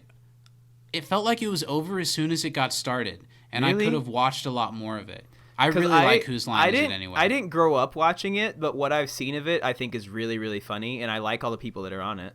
Whose Line is just a really... Like, there's nothing to it, and it's just one of those really, for me, instead of putting on some old school sitcoms, if I want something just to make me laugh and not think about anything for a while, Whose Line's an absolute go-to, because it's just silly. It really is. But yeah, he looks great, and he still does look good. He's starting to look older, but he's still just as skinny. Is he still hosting Price is Right? He still does the Price is Right. I think I would totally be... I'm totally misquoting the story wrong, but I think there was a death close to him recently. I think there's a chance it could have been a suicide, and I think there's a chance it could have been like his girlfriend. I don't know if any of that is true, but I think it was something like kind of up like that. So I think he stepped away for a while, but I think they're back to it now in a smaller version of the studio that's like COVID friendly. Oh, wow. Wow. That being said, I know that doing game shows is a really like full schedule because you do it all the time. Every day, yeah. It'd be nice if we saw Drew Carey show up in stuff like this more often because I think he's pretty funny. I think so too. Did you ever watch the Drew Carey show? I did not ever watch the Drew Carey show. I didn't really either, but I often hear people talk really fondly about it as being like a kind of irreverent comedy of its time that might be worth checking out at some point. I guess so. It seems like something we'd enjoy. They did episodes of that show that they improvised. Wow. So there would be, like, during the episode, while they filmed it in front of a studio audience, the cast members would get to, like, tag each other, and that would mean you have to throw away the last line you said and come up with something funnier. And I think that's really cool. I think that's a cool, like, playing around with the... That's a really cool way to do the show. Kind of like how 30 Rock did with their live episodes. Yeah. But anyway, the speech that he gives as Ted is really funny, and he... Obviously, so much of what's funny about his character and his demeanor is that he's got this huge hole in one of his hands. And I really love the energy that Drew Carey brings to this character because he's so certain of himself in everything he says and everything he does. So when he brings up his hand with the gaping hole, he does it with authority. And when he drops an olive through it, he does it with authority. And you respect the hell out of the guy. Yeah. I love his speech. He's like, and I love that none of you guys are looking at this and no one's staring at it and no one's making a big deal out of it. It really means a lot to me. And, you know, in a lot of shows, this type of joke would be like, well, of course everyone's noticing the big asshole in his hand, but the people aren't really. They respect the guy. No, he's like, you may talk about it a little bit behind my back, but that's okay. Everyone does. Yeah, I think later someone's like, did you see the hand? And yeah, he drops one of his olives through his hand hole for for everyone showing good restraint. He'll throw him a bone. I do wonder a little bit how they did this. Yeah, it looks really real, doesn't it? It looks like he the drops whole, it straight especially the through his olive hand. drop. Yeah. Maybe he drops it behind his hand. I don't know.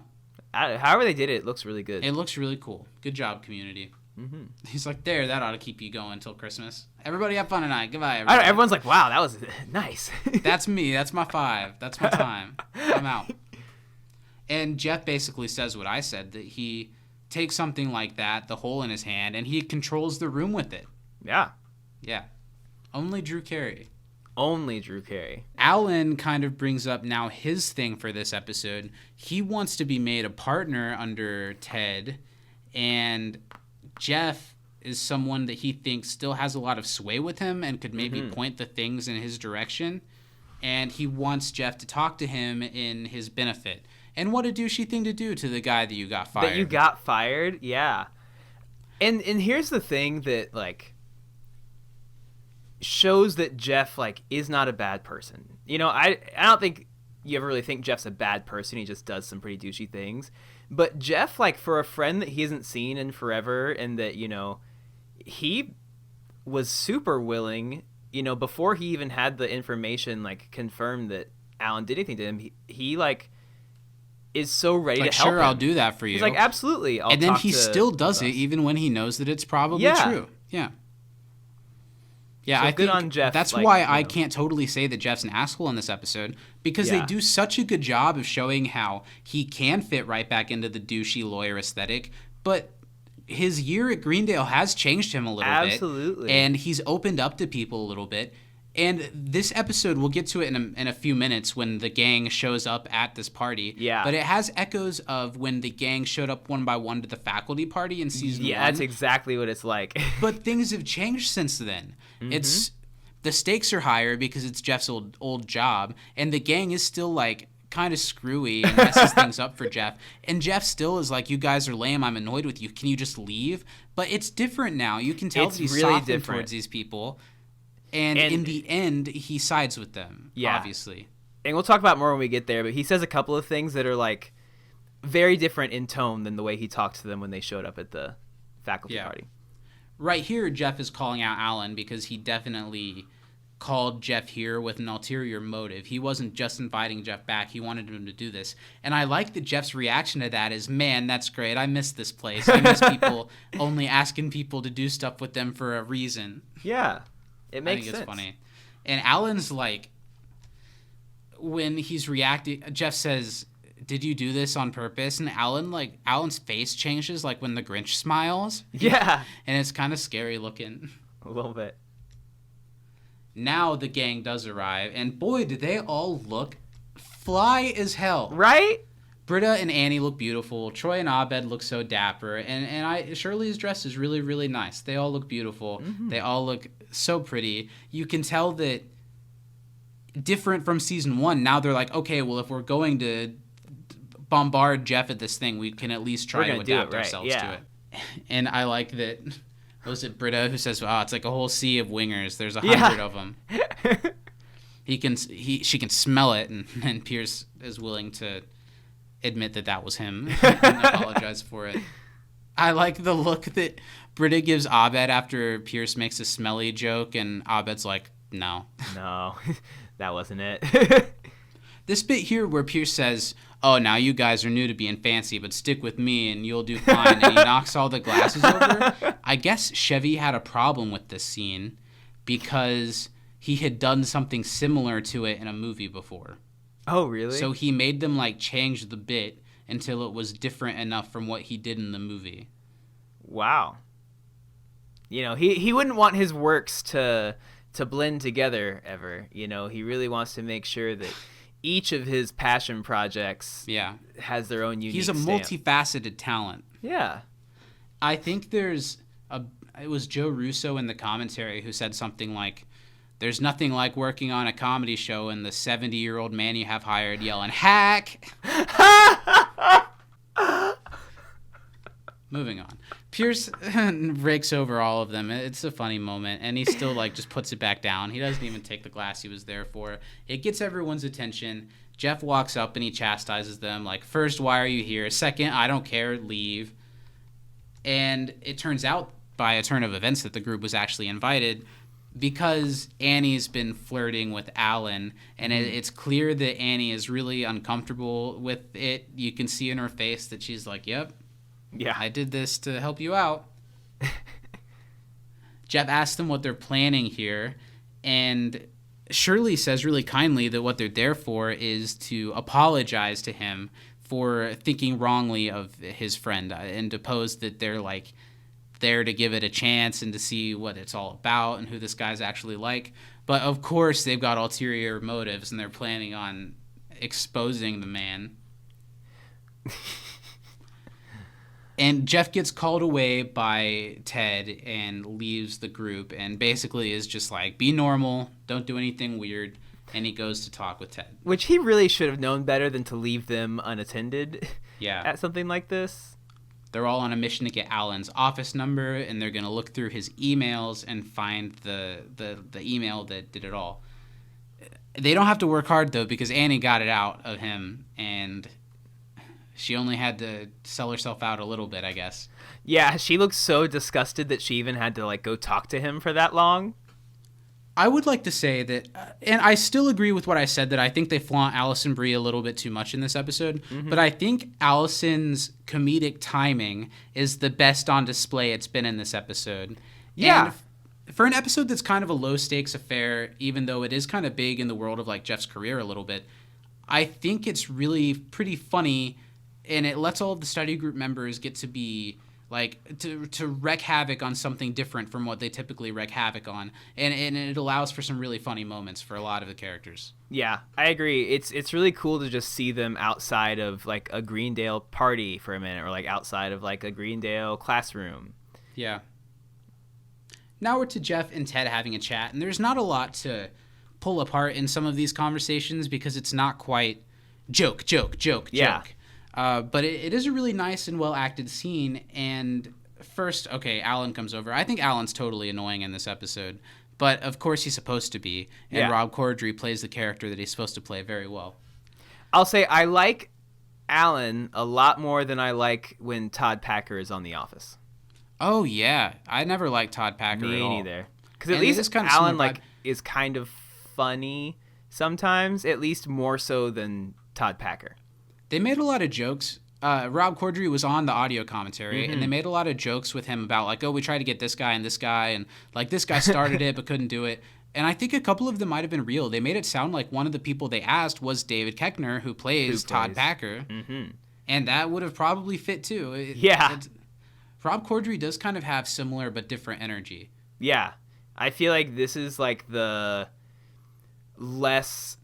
this is the not Scranton, Pennsylvania version of... Dave Koechner has this, like, woohoo cowboy kind of vibe going on that he doesn't always use, like, when he's playing Todd Packer, but that's always kind of there. And it's a little much for me, usually, when he shows up in things. But anyway, That's a fair statement. Alan, who has literally asked Jeff to talk to Ted about him, sees them talking and comes up and he's like, hey, this is about me, though. Come on, guys. I'm a part of this. Stop stealing my date. This guy's with me. Ha, ha, ha.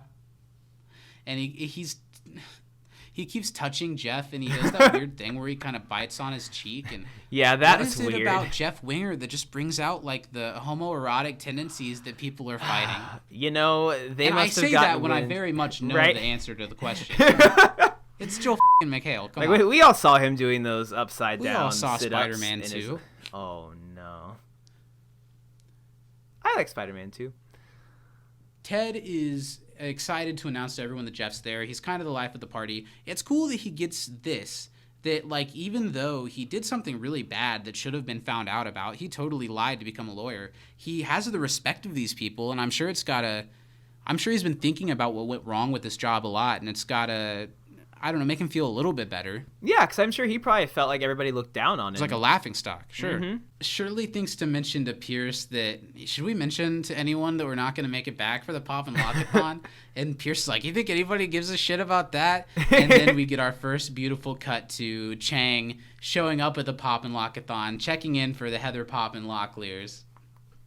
And he's the only one there yet. But he assures that they'll be there, and he's allowed to start by himself. And the Dean has this great, like, the Dean doesn't get much in this episode, but his little bits are nice. The Dean gets his, like, well, there's no way you're going to win with just one person, but you're welcome to start. And Chang takes his number and just goes, and he's going to do it by himself. This Chang subplot in this episode is my favorite Chang episode yet. I am inclined to agree. I'm thinking if there's anything I liked better than this, but I think especially when it comes to like as much as I liked him and the Maybe salsa he dancing, but had some good lines, and that episode and a few other gave him some interesting stuff to do. But this is just the best Chang plot so far. yeah, I'm inclined to agree. Yeah, I agree with you. But now we're getting to one of the best scenes in Community history. And on the commentary, they brought up that like a lot of this was really heavily debated by Dan and the team on whether they should do this, whether they should include certain things.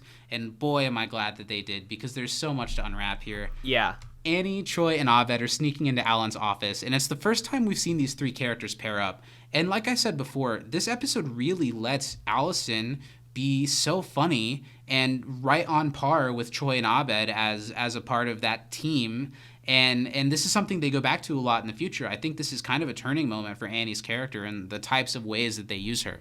I think so, because I love the Annie, Abed, and Troy like trio. Yeah. There isn't a whole lot that they do that I can think of that didn't work for me. Just kind of running through my head, like I really enjoy the combination of them. I love, how funny they can all be and how they play off of each other. So good.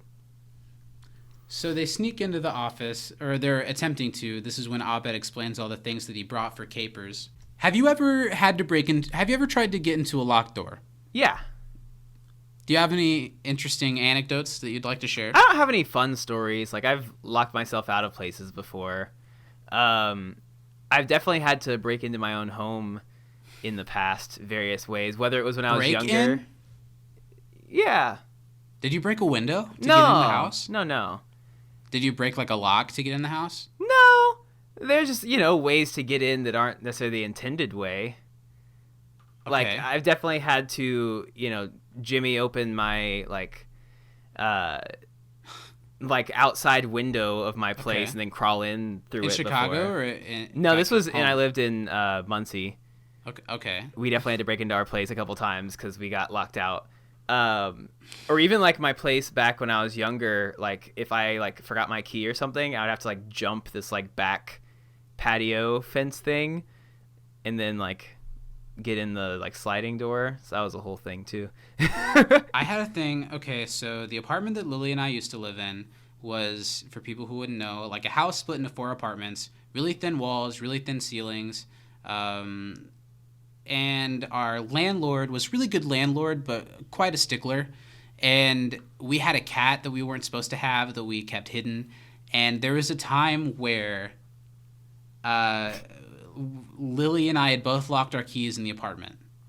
And we were also hiding the cat from my mother at the time just because of, I don't know, not wanting to have to hear about it, I guess.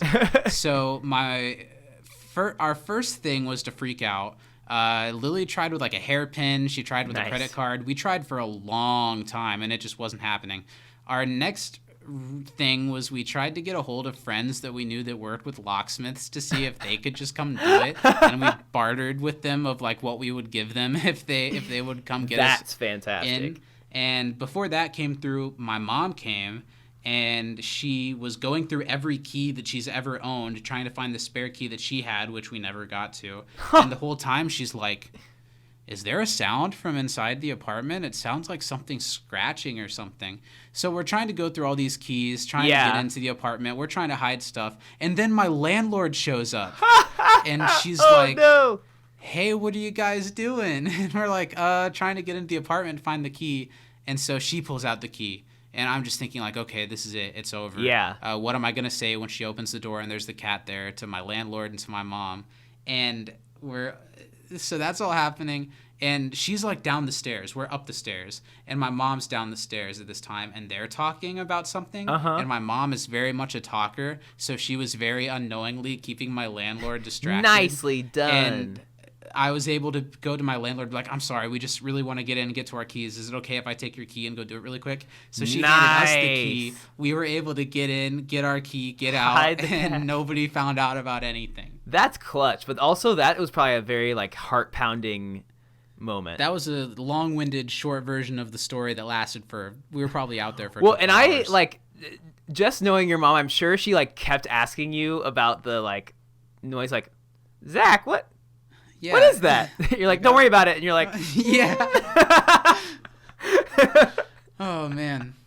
Anyway, back into the episode. Now that we've gone through the way we can relate, let's really tear apart the scene that's so classic.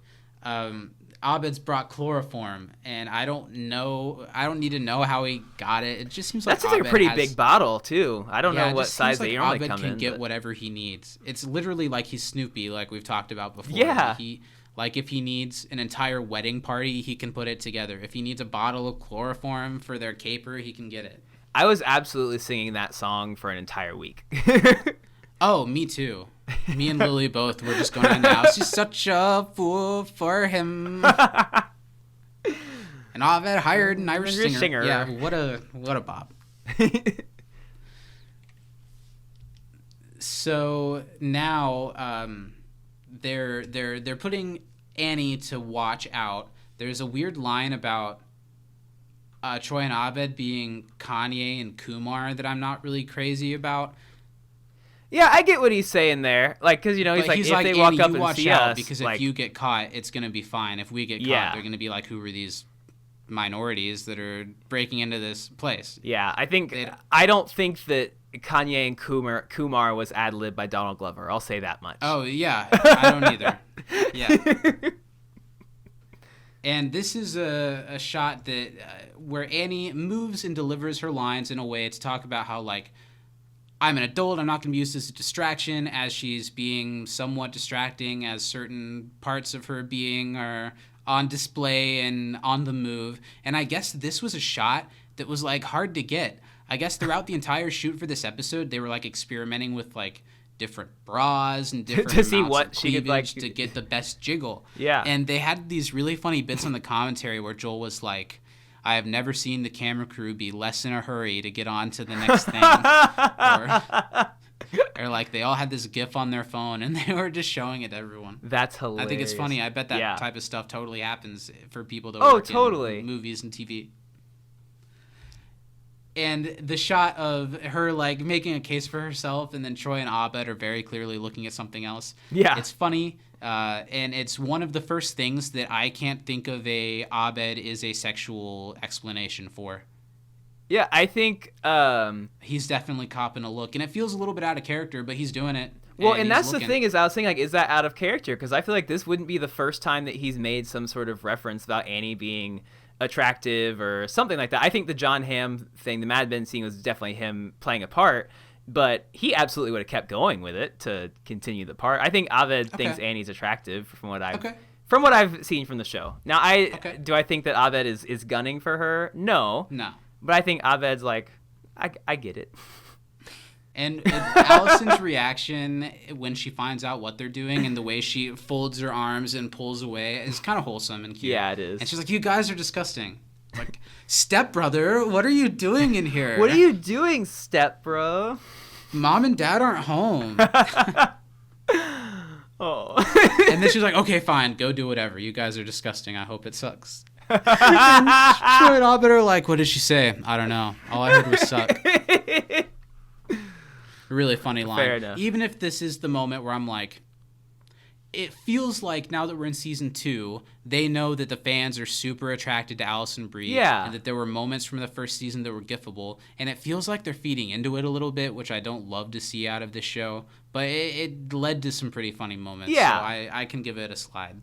Exactly. For a second, we go back to Ted and Jeff talking. Kind of, the dialogue in these scenes are a little bit clunky. Mm-hmm. You can just tell that, I don't know, the Community is a show about a guy that used to be a lawyer, but it's not a lawyer show, and it's not written as a lawyer show, and it's not written by people who are equipped to write lawyer shows. Yeah, this is not so Boston Legal, so, like, but no, they don't need to try and have that kind of banter. But here in a second, there's a bit that I think is really well written. Basically here, Ted is saying Alan sucks. He's a good lawyer. I don't know if I should really make him partner. And he says, you know what, Jeff, if you can like honestly tell me that he's a good guy and I should do it, I'll do it. Because he knows that Jeff won't be able to do that. Because nobody likes Alan. He's a twerp. Jeff's speech here, I think, is one of Jeff's finest moments so far. Yeah. When for the first time, we hear about how he loves his mom and his parents got divorced. And over the messiness of that, the thing that he took away the most was the calm, cool, and collected nature of the divorced lawyers. Mm-hmm. And I think a little kid in such an impressionable time, or however old Jeff would have been, being inspired by that and driven to become a lawyer, and why he would maybe then fake it when it didn't happen the way he thought it was going to happen, makes a lot of sense. And the way that Jeff delivers it here, it's kind of like with these people that are the same type of smarmy that he is, he's able for a second with Ted to peel back a couple of the layers and say something that's actually pretty honest and like telling. Yeah, I think it might even be, like these are all people that lie all the time, right? So he probably feels like he can be more honest with them because he's just being, more genuine to himself and he's being straight to it. And that works with these people. Whereas if he said that kind of thing to the study group, they'd try and unpack it and they'd be like, oh, Jeff, well, let's talk about your mom, which Except in this situation, Ted's able to be like, yeah, you're right, lawyers are bad. High five.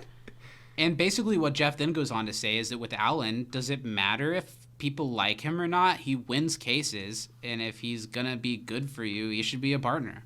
Jeff has that line about if you want to like your employees, open a hair salon. I think that's a pretty funny line. Yeah. And Ted is just really proud of Jeff. It's clear that all these people look up to Jeff. It's a little weird that his having been disbarred for why he was disbarred isn't more of a topic of conversation in this episode. Yeah. But it is kind of a tricky thing to do. I can see why they would have had trouble knowing exactly what to do when delving into Jeff's past. Mm-hmm. But I think they did about as good of a job as they possibly could have done with it. Well, yeah, and they paint a really good picture of what life was like for him before and Greendale. How it would be different if he were to go back now. Well, and I think it also, maybe not justifies the very beginning Jeff, but it definitely explains why Jeff thought about himself the way that he, did, especially then. Because he was kind of hot shit. Yeah, he was everybody there loves him. Like, he was a great, slimy DA. And here, Ted offers him a job as a consultant, and Jeff is now going to have to make one of those big sitcom decisions of, do I go take this job that's what my character has literally wanted from the first second, or do I stay with the friends that I've made? He's taken away from this proposition because he notices that Britta is getting into something and wants to go check on her, which is immediately a really smart way, to tell this pull that he has. That, I don't know, just a couple weeks ago, Jeff wasn't willing to take a class with all of them because they'd be friends no matter what, and all of a sudden he might not be able to take this job that would put him on the track that his character is here for because he's got to go take care of his people. I don't know. And I like that. So this is a really funny interaction when he walks up to Britta, and Britta's like, this guy Philip, did you know if I have sex with him one time a month, I can use his beach house whenever I want? I think we all need a Philip. Yeah. That would be great. Where are you at, Phil? Sign me up, Philip. I like beach houses. He's a little weird looking, but... Nice. I think I have that tie. And that's a sign of an attractive man. Yeah. So now all one by one the study group are starting to pour back in, other than Troy and Abed and Britta who are doing their own thing. Britta's gonna this dude. Shirley wants to sue the stripper that her husband cheated on her with, which Jeff's line about, don't sue a stripper, she's a stripper. Which I don't know if I totally agree with her having a bad life or whatever. No, we don't shame that Jeff sex workers has in 2020. But definitely, they're not the type of person that you should be going and chasing after with. No, I think maybe sue not. your husband, not the stripper. Yeah, she did nothing but Pierce walks in and says, "Do you know there's an island in Indonesia where you can hunt other humans?" Which absolutely is the first thing that would come up when Pierce is having a conversation with a lawyer. Like, hunting people for sport. I hear that there's a And I guess that line, they said, they kind of talked some shit about Chevy on the commentary. They said that it took like 6 minutes to get him to say the right thing for that line. That it took like a really long time for him to get that. Yikes. Hack. Boo. Jeff shows up and says, we need to talk. Do you think, is he planning on talking about the job that he's probably going to take and leave Greendale? Is that what's happening? I think probably. He's going to be like, listen, y'all, this is what I'm doing. Now we're back in Alan's office, and Abed and Troy have found the email. I have up the shot of it right now. You see the smash mouth Post-it note. And the law firm was Hamish, and Hamlin. Mm-hmm. So I was right. I just didn't remember the Hamish. There's not a lot of jokes in the email. It's pretty much exactly what you would think the email would say. Yeah. They start printing it to get their proof, and now we're finally here. The moment we've all been waiting for. The unluckiest janitor in the entire world walks in on the situation and says, who are you guys? This is not your office. Quickest of fun facts. Apparently this guy who plays the janitor was the star of a reality show on Fox that only lasted 1 season that sounds awesome. What was it called? It was like My Big Fat Fake Fiance or something like that. And it was like the guy and the girl who like both had families or something had to pretend that they were getting married in 12 days and convince all of their families that they were leaving everything and getting together. And if they could make it last until the wedding, they both got like $250,000. That's But amazing. there was like a twist where the janitor guy who was in it, he was an actor, and the girl was like a real person. Mm-hmm. It sounds like really trashy. That sounds fun like reality vaguely familiar. television. I don't know if I ever watched that, but I definitely remember that being a thing. It reminds me of, there's another reality show from that era that I always wanted to watch but never have gotten to called The Joe Schmo Show. I was just about to say, are you talking about the Joe Schmo Show? And it's like a Bachelor type show where it's a regular dude and all the women are actors. Yeah. And he he's has the no only person idea. that doesn't know it's fake. It's some like precursor to Nathan For You type stuff. Yeah. We're a whopping hour and 50 minutes into this podcast with some of this to go through yet. So let's see what's happening here. I love Troy's I can explain. And the janitor's like, okay, well, I'm down to listen. And he just keeps his hand stretched out.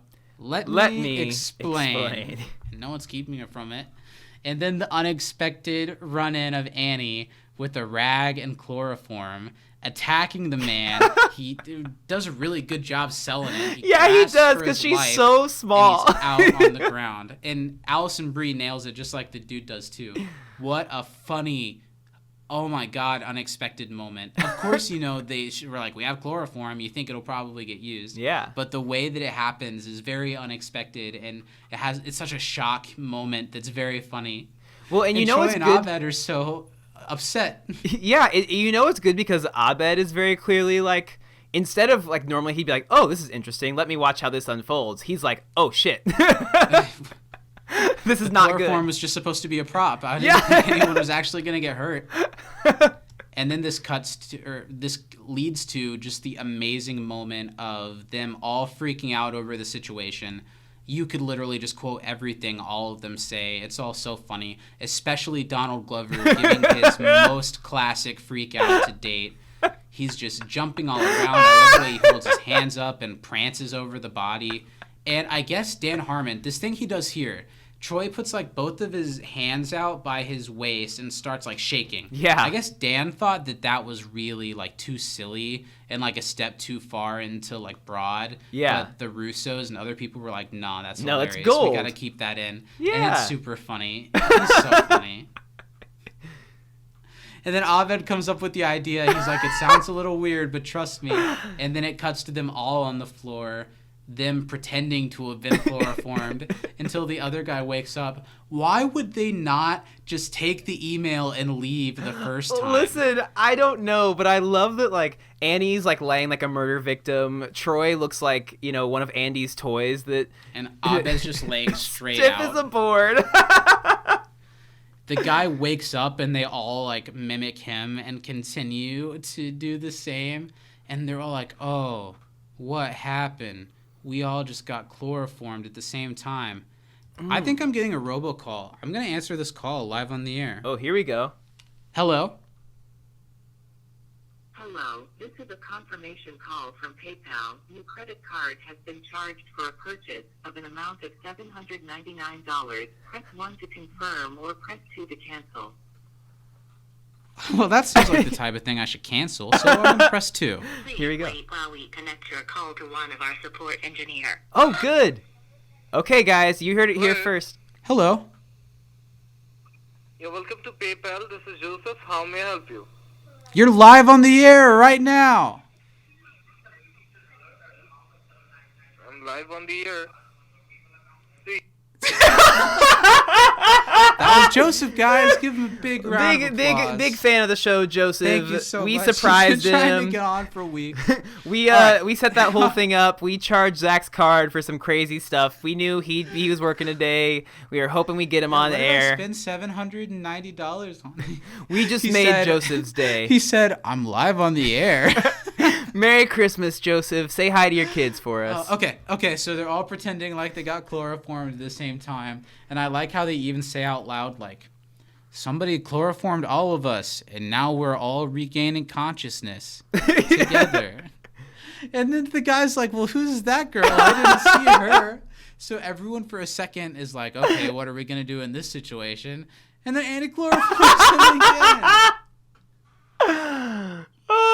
And not only is it just such a funny comedy of errors, it also totally tracks that Annie's done some f***ed up shit in her life. Oh, yeah. And she might chloroform a dude, and she might be, like, a little unhinged. She's and a little nuts sometimes. Yeah, and we love her for it. Little Annie Adderall. They all sit around in what they've done for a second, and then Annie's like, okay, that was the worst thing that ever happened. Let's just leave. And then the fake tripping over the guy that Troy does that wasn't It's planned. so good. And he plays off of it so well, and I love how as he leaves, he's like, sorry. Sorry. Cut back to the Pop and Lockathon, and now we're just to the point where this episode, kind of like how the first episode did, is just really starting to ramp up, and all of the things they've been setting up are leading to a perfect last couple minutes. Chang is just painfully popping and locking, and Ken Jeong sells the movement so well, and we pan directly into his pupil, where we see the dream of Ben Chang is to be the head of the study group. While everyone laughs and appreciates him, he gets to sit in Jeff's spot, and Jeff is to the side of him, bowing down to him. They mentioned on the commentary even, they were like, I love that this is what this guy dreams about. Yeah. That, like, this is the most thing he has to worry about. He's like, I'm giving this my all. My body hurts. My body hurts. That was me after learning the dance days at show choir, or really any show choir practice. Listen, we were busting a move out there, Zach. We were real Heather Pop and Locklears. Yeah, for we sure. were. Not like these posers. The single tear that runs down his face is just so gold. So now we're back at the party, and it's the Seeger Tower. I knew it was something like that. It was like Bob Seger, like named after the Dude. asshole rock star. Yeah. They're all coming out, and the group is like, what, are you just jealous that we fit in with your cool friends? And basically he calls them all out on their behavior. He says to Britta, you're not a whore, which doesn't roll off the tongue great. Shirley says, Jeff says, Jesus turned the other cheek. He didn't garnish wages. And Pierce, it is bad to hunt man for sport. And what I Pierce is do like here badass. about what Jeff is saying is that he's, as much as he's saying it in a very, like, rude tone, like, why are you guys acting this way? He's saying, like, you guys are better than this. You're You guys better are than being a these cartoon. people. Stop Yeah, it. Like, yeah. Don't do that. Yeah. All of a sudden, Troy, Abed, and Annie rush up with the email that Alan sent the Bar Association. And Jeff now sees that it's true. He was stabbed in the back by Alan. Alan's a bad friend to him. And Jeff knows this and says that they're right. And the group all feels better about that. But Jeff also says that Alan's a good lawyer and that he appreciates the group, but he doesn't really care that Alan did that. Like, of course he cares, but it's not like him to care about stuff like Yeah, that. Like, he's not going to get his make a big feelings deal out hurt of and it. go cry because his Yeah. friend betrayed him. Yeah. And he says, if you guys really care about me, don't make me care about stuff and go win the Pop and Lockathon. It's a little bit like, it's really a good moment in Jeff's Yeah. because he's not completely without guard, but you see that it is coming down some. But they're not letting him go too far too fast. He's No. not all of a sudden Ebenezer Scrooge on Christmas morning. Yeah. I think it works really well that he still kind of puts them down, but like with a warm smile. Yeah, and he's like, okay, now go win the Pop-A-thon thing, because like I know Yeah. you guys want to do that. Like, you shouldn't be here trying to look out for me. Like, I'm fine here. The group still feels bad about it. They're like, it's like we're losing him. Shirley's like, what are we supposed to do? And Annie just almost instinctually now starts getting another chloroform rag ready. And Troy's delivery of like, would you stop? This is really funny. Yeah, she's like so ready to just, now that she's begun, she's going to take everybody out. After the commercial break, now Jeff and Alan are talking. Jeff now knowing this information that Alan was the one that sold him out. And he had been offered the partnership. You know, if he wasn't holding back his bi curiosity, he'd French Jeff right there. And Jeff still feels good about it, even though now Alan is taking this as an opportunity to clear himself of the crime and blame it on this guy, Thompson, who is just a really nice guy without his wife. And Alan's just this asshole that can't commit to anything, that totally f***ed over his friend and then used him to get what he wanted. And Jeff is seeing through this that that's not really him anymore. Yeah. Maybe it is to an extent, but he just like doesn't have the patience for it and doesn't have the patience to fight it and just kind of wants to get away from it and go back to his friends. Totally. And it's really nice, really careful character work that they're doing super tremendously. All an act. That Thompson. What a poser. Joel's delivery of the lines when he's like, well, his wife died. And then Alan's, did she, Jeff? Did she? Is really, really funny. Jeff congrats him honestly with a smile. Alan invites him to do shots with what was Phil. the name? Did you see the name? With Phil. Mm-hmm. But Jeff says, I caught something at Greendale, which is a little cheesy, but I'll allow it. Yeah. And he says, I think I'm going to go back there. Alan, of course, thinks he's talking about like all the college chicks that he's banging. Haha, tickle time. Somebody needs a tickle. But Jeff's just ready to leave this behind. And I really like that. Yeah. It's a really nice moment for the character. Cut back to the Pop and Lock-a-thon. Starburns looks like he's about to drop. Cheng looks like he's in pain, but he's still going really hard. Team He's 7. really killing up the moves. The dean is such a stickler of a judge. She's like, Ben, you gotta change up your moves. And all of a sudden, the study group minus Jeff shows up, and they're deceived.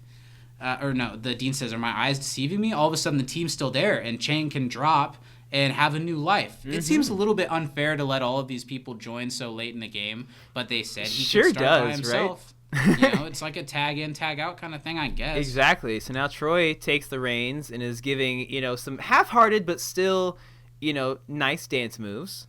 Yeah, they're not really as into it without Jeff being there, but he's trying. He definitely has the talent. Garrett's really trying in the Garrett background is for giving sure. it his all. Britta says, let's quit. Who cares about this anyway? As Chang's like a crumble of a man that's left. Then Jeff shows up, so everyone's excited to do it again. And I love, obviously I'm spoiling what we're about to get to, that this new team comes in with all of these other people that are really tired, and all of a sudden there's 7 or 6 or whatever more people who can dance without having done it at all day with all of that energy, and they still lose, and Chang still doesn't get to be in the study group. It's so good. Jeff's here, and Joel talked a lot on the commentary about how he is not a dancer, and it definitely shows in the shots of him dancing that you can tell that they choosily picked which shots they used. Yeah. They didn't make him do a whole lot of stuff that was asking for too much. He said that he was really nervous and embarrassed about it, which I think is wholesome. Right, but it comes out looking pretty good. And it looks exactly like Jeff would look dancing, And also the way that he confidently delivers his winger speech here as he's doing these moves it's pretty great. It's a really nice touch for me. I like that it's not just the winger getting in front of the group every time to say what he's going to say, that they always give a little spin on it that's clever and funny. And I like the thing that he does where he likes grabs something off of his face, takes it back, and throws it forward. Yeah. It reminds me of one of my favorite in tags where he walks in on Troy and Abed like crumping or something, and then he like joins them.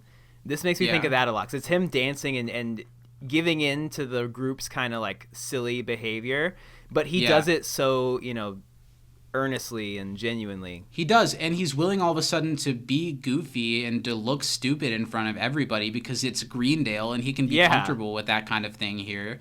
And he even says some silly stuff like, I want to hang out with cool people who are so cool that they care, and the group goes wild. It's a nice moment that feels really earned, and it's such a great way to bring the Pop and Lock to the head of the story and the end of the story. I think it looks great. But Jeff, through this, gets them all disqualified. The winner is Garrett's group, and Chang's 5.5 hour struggle was for nothing. He crumbles and yells in front of everyone, making a big deal about he says how for long 5 he's been hours. doing it. It only says 5 hours? Uh-huh. Well, that's sometimes these captions... Can you hear it if I turn the volume up? Probably. Sometimes these captions leave out filler words. Can you hear it? I cannot. Oh, he just says 5 hours. My trivia question was incorrect. Collusion. Stop the count. Stop the count. But unless counting. I'm winning. I'm winning. I won this trivia. By a landslide. It's clear to everyone saying that I won the trivia. All the news outlets, all the fans, all the emails are saying that I won. I can't read them all here because there's just too many. Stephen Baker's laptop. Check the laptop. Anyway. They all don't give a single shit about Chang or that they lost. And it's this really nice, something that they return to a lot where the group is having a really nice family bonding moment, but often they're really alienating to anyone who's not a part of them. Sometimes when it's someone like Chang who's ridiculous, but sometimes when it's just the other students at the school that they're just worried about themselves and they're the main characters of the show. But if you actually think about if this group of people were on a campus, they'd be the bullies. Yeah. They'd be the clique. They're assholes. I think it's really funny. Well, and Annie's even like, we're not worried because we have each other. Like we're set. And when Chang says, well, can I just be a part of the study group? Troy says so coldly, well, we lost, and the deal was you could only do it if we won, so bye. Bye. And then they're right back into hugging up on each other and talking about how great they are. And Chang's just losing it inside, laughing maniacally. Mm-hmm. And Jeff mentions rolling his ankle during the puppet. That was the answer to that one. Mm-hmm. And I believe this is the end of this episode. I love that the joke here that ends the episode on one that's had a little bit of sentimental stuff. Yeah. The joke is that the Chang is thrashing around on the ground laughing evilly, and the dean's like, you know what? He's bringing this down. Can we move him? Can someone move him? And then that's the end of the episode. I think it's a really funny joke to end with, and it cuts into one of my favorite end tags so far. Do you like this end tag? I do like this one quite a bit. It's really funny. Also, really nice job with the cartoon tunnel and Abed that they did. I mean, we talk a lot about how good Community's set department is, but that's really well done. Yet another sign of it. Yeah. Something that we didn't mention is that they set this up earlier in the episode. Yeah. Where when Jeff says, is it just me or things getting cartoony more and more every day? And Abed's like, yeah, I'm thinking about drawing a tunnel and trying to run through it when the paint dries. Yeah. So we're seeing here that it appears as though he's successfully done that, and now he's inside this cartoon tunnel, and he starts calling to Troy, and he tells them all of these things about I'm a cartoon, I'm in a world of magic, nothing's impossible. What were all the things? Animals talk. Your heart is shaped like a heart, and the smell of pie can make you float. You have to believe, Troy. You have to believe. And he's really ready to run head on, and Abed stands up from behind the trash can and is like, wait, you don't have to believe. And Troy's dejected, heartbroken. I didn't. It's really funny. Joe Russo mentioned on the commentary that there was an alternate take of this where he actually did a run into the wall take. Hilarious. That would have been funny to see. Yeah. But I think I like this better. I didn't. I do too. Because, Abed probably didn't think that he was actually going to, he's like, okay, this will be a funny bit. But he's like, oh, shoot, I may have done some damage there. A good second episode of the season. Honestly, talking it through, I didn't like it quite as much as I did when we were just watching it. Because there are a few, dry spell moments. Yeah. Without as many jokes and where the plot line doesn't move too quickly. But there are a couple of hilarious things. Most of the stuff with the Pop and Lock-a-thon is super funny. The chloroform scene, of course, is phenomenal. What do you think of it overall, now that we've talked it through? I enjoyed the episode. I think that this one has a lot of really funny scenes in it, but it also, like you said, has some of those drier spells, which I didn't mind when I was watching it. Me either. They're not really funny, but I appreciate it because most of those conversations involved either Drew Carey or Rob Corddry, and so I enjoyed seeing them in the show, so it didn't really bug me too much. I don't think it brings down the episode a whole lot. And this episode kind of tells a different type of story than the show usually does, and in a different kind of way, so it doesn't really bother me that much either. It just takes small points off. Yeah. What do you say this episode versus last week? I like you still like this one better? No, I like last week's better. You like last week's better? Mm-hmm. Right before we started recording, I think I would have said, I already placed on my ranking that I liked this episode more than last week's episode. Yeah. But now that we've talked about it, I might have to rethink it. Yeah. It's a good one, and both episodes have been great. Neither of them are at the top compared to some of the best season 1 episodes, but they're in the upper third. Oh, for sure. So now that we're done looking through it, who this week did you go with for your MVP? So I kind of... It's funny, each time I watched the episode, I had a different MVP. And so I was going to let those three kind of sit with me while I watched it through the last time we were going through it. And I originally was like, Annie.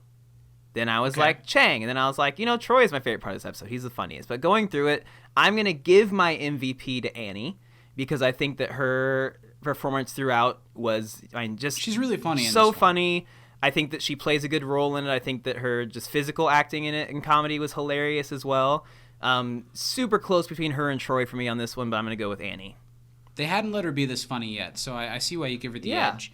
This is one of those weeks where, to quote Dom from our special that we did with them, which you guys should check out if you haven't listened to yet, I hate to give an answer that ends in Jeff, but I feel like this is one of those episodes where this is Jeff's show, and his character does a lot. He's an asshole. He also learns from his mistakes in a way that's really believable. He has some really funny lines, and Joel does a great job like he always does. I feel like it's a little bit unfair to give it to one of the sideline characters, even if they did make me laugh a lot. If I was going to give it to one of those, I would give it to Chang. Yeah. But I feel like I can't because he's still such a small part of the episode. I got to give it to Jeff. I think our boy did us well this week. Yeah, I think Jeff had a good episode. And that wraps it up for this week. Overall, a really positive episode. It was fun to revisit it. Yeah, it was. This is one of those episodes that I don't think to go back and watch unless I'm doing a rewatch of the show. So it was a pleasant one to revisit. There was some stuff that was like I just watched it yesterday, and there was some stuff that was like I was watching it for the first time again. So that was nice. Yeah, that's one of my favorite things about getting to go through the show like we have is there are some things that I can remember so well and like would quote so much. But there's some stuff that like is going to be in the same episode as those scenes that I like just as much, if not more. And I think it's really, it's been fun going through it again. Totally. So to wrap things up over here, next week we will be back with our coverage of The Psychology of Letting Go. And if you're listening to this and if you haven't sent in your trivia and stuff yet, it's unfortunately too late. But if it's before December 10th, go ahead and send us for Basic Rocket Science. And if it's after December 10th, you can send us in for, I think the one after that is the Abed Jesus episode, Messianic Myths in Ancient People. Yeah. So if it's before the 10th, send us in your Basic Rocket Science. If it's afterwards, send us in your Abed Jesus questions. And we're looking forward to hang out with you guys through the holiday season. You can send us in all that stuff to can'tdisappointpodcast@gmail.com. Steven, do you have any last things that you'd like to say while you have the talking stick?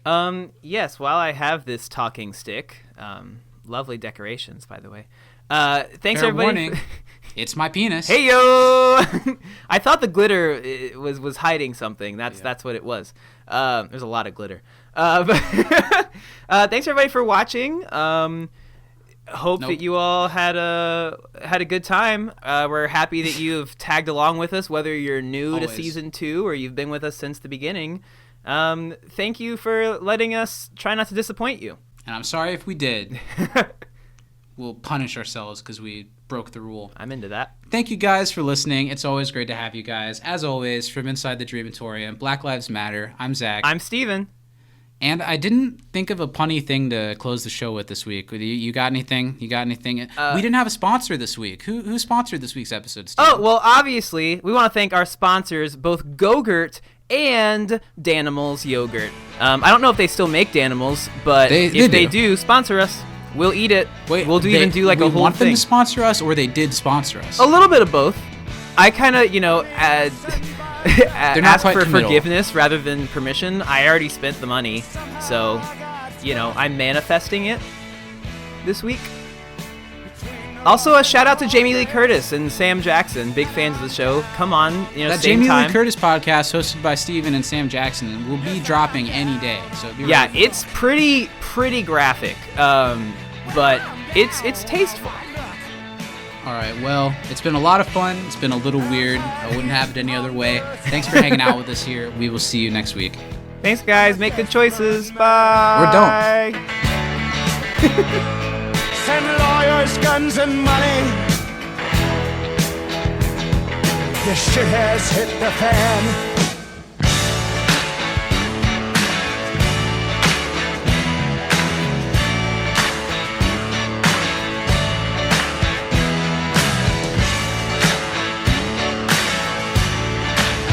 All right, send lawyers, guns, and money.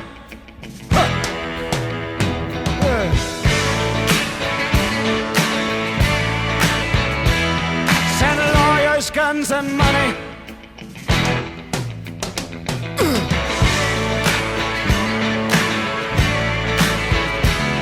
Send lawyers, guns, and money.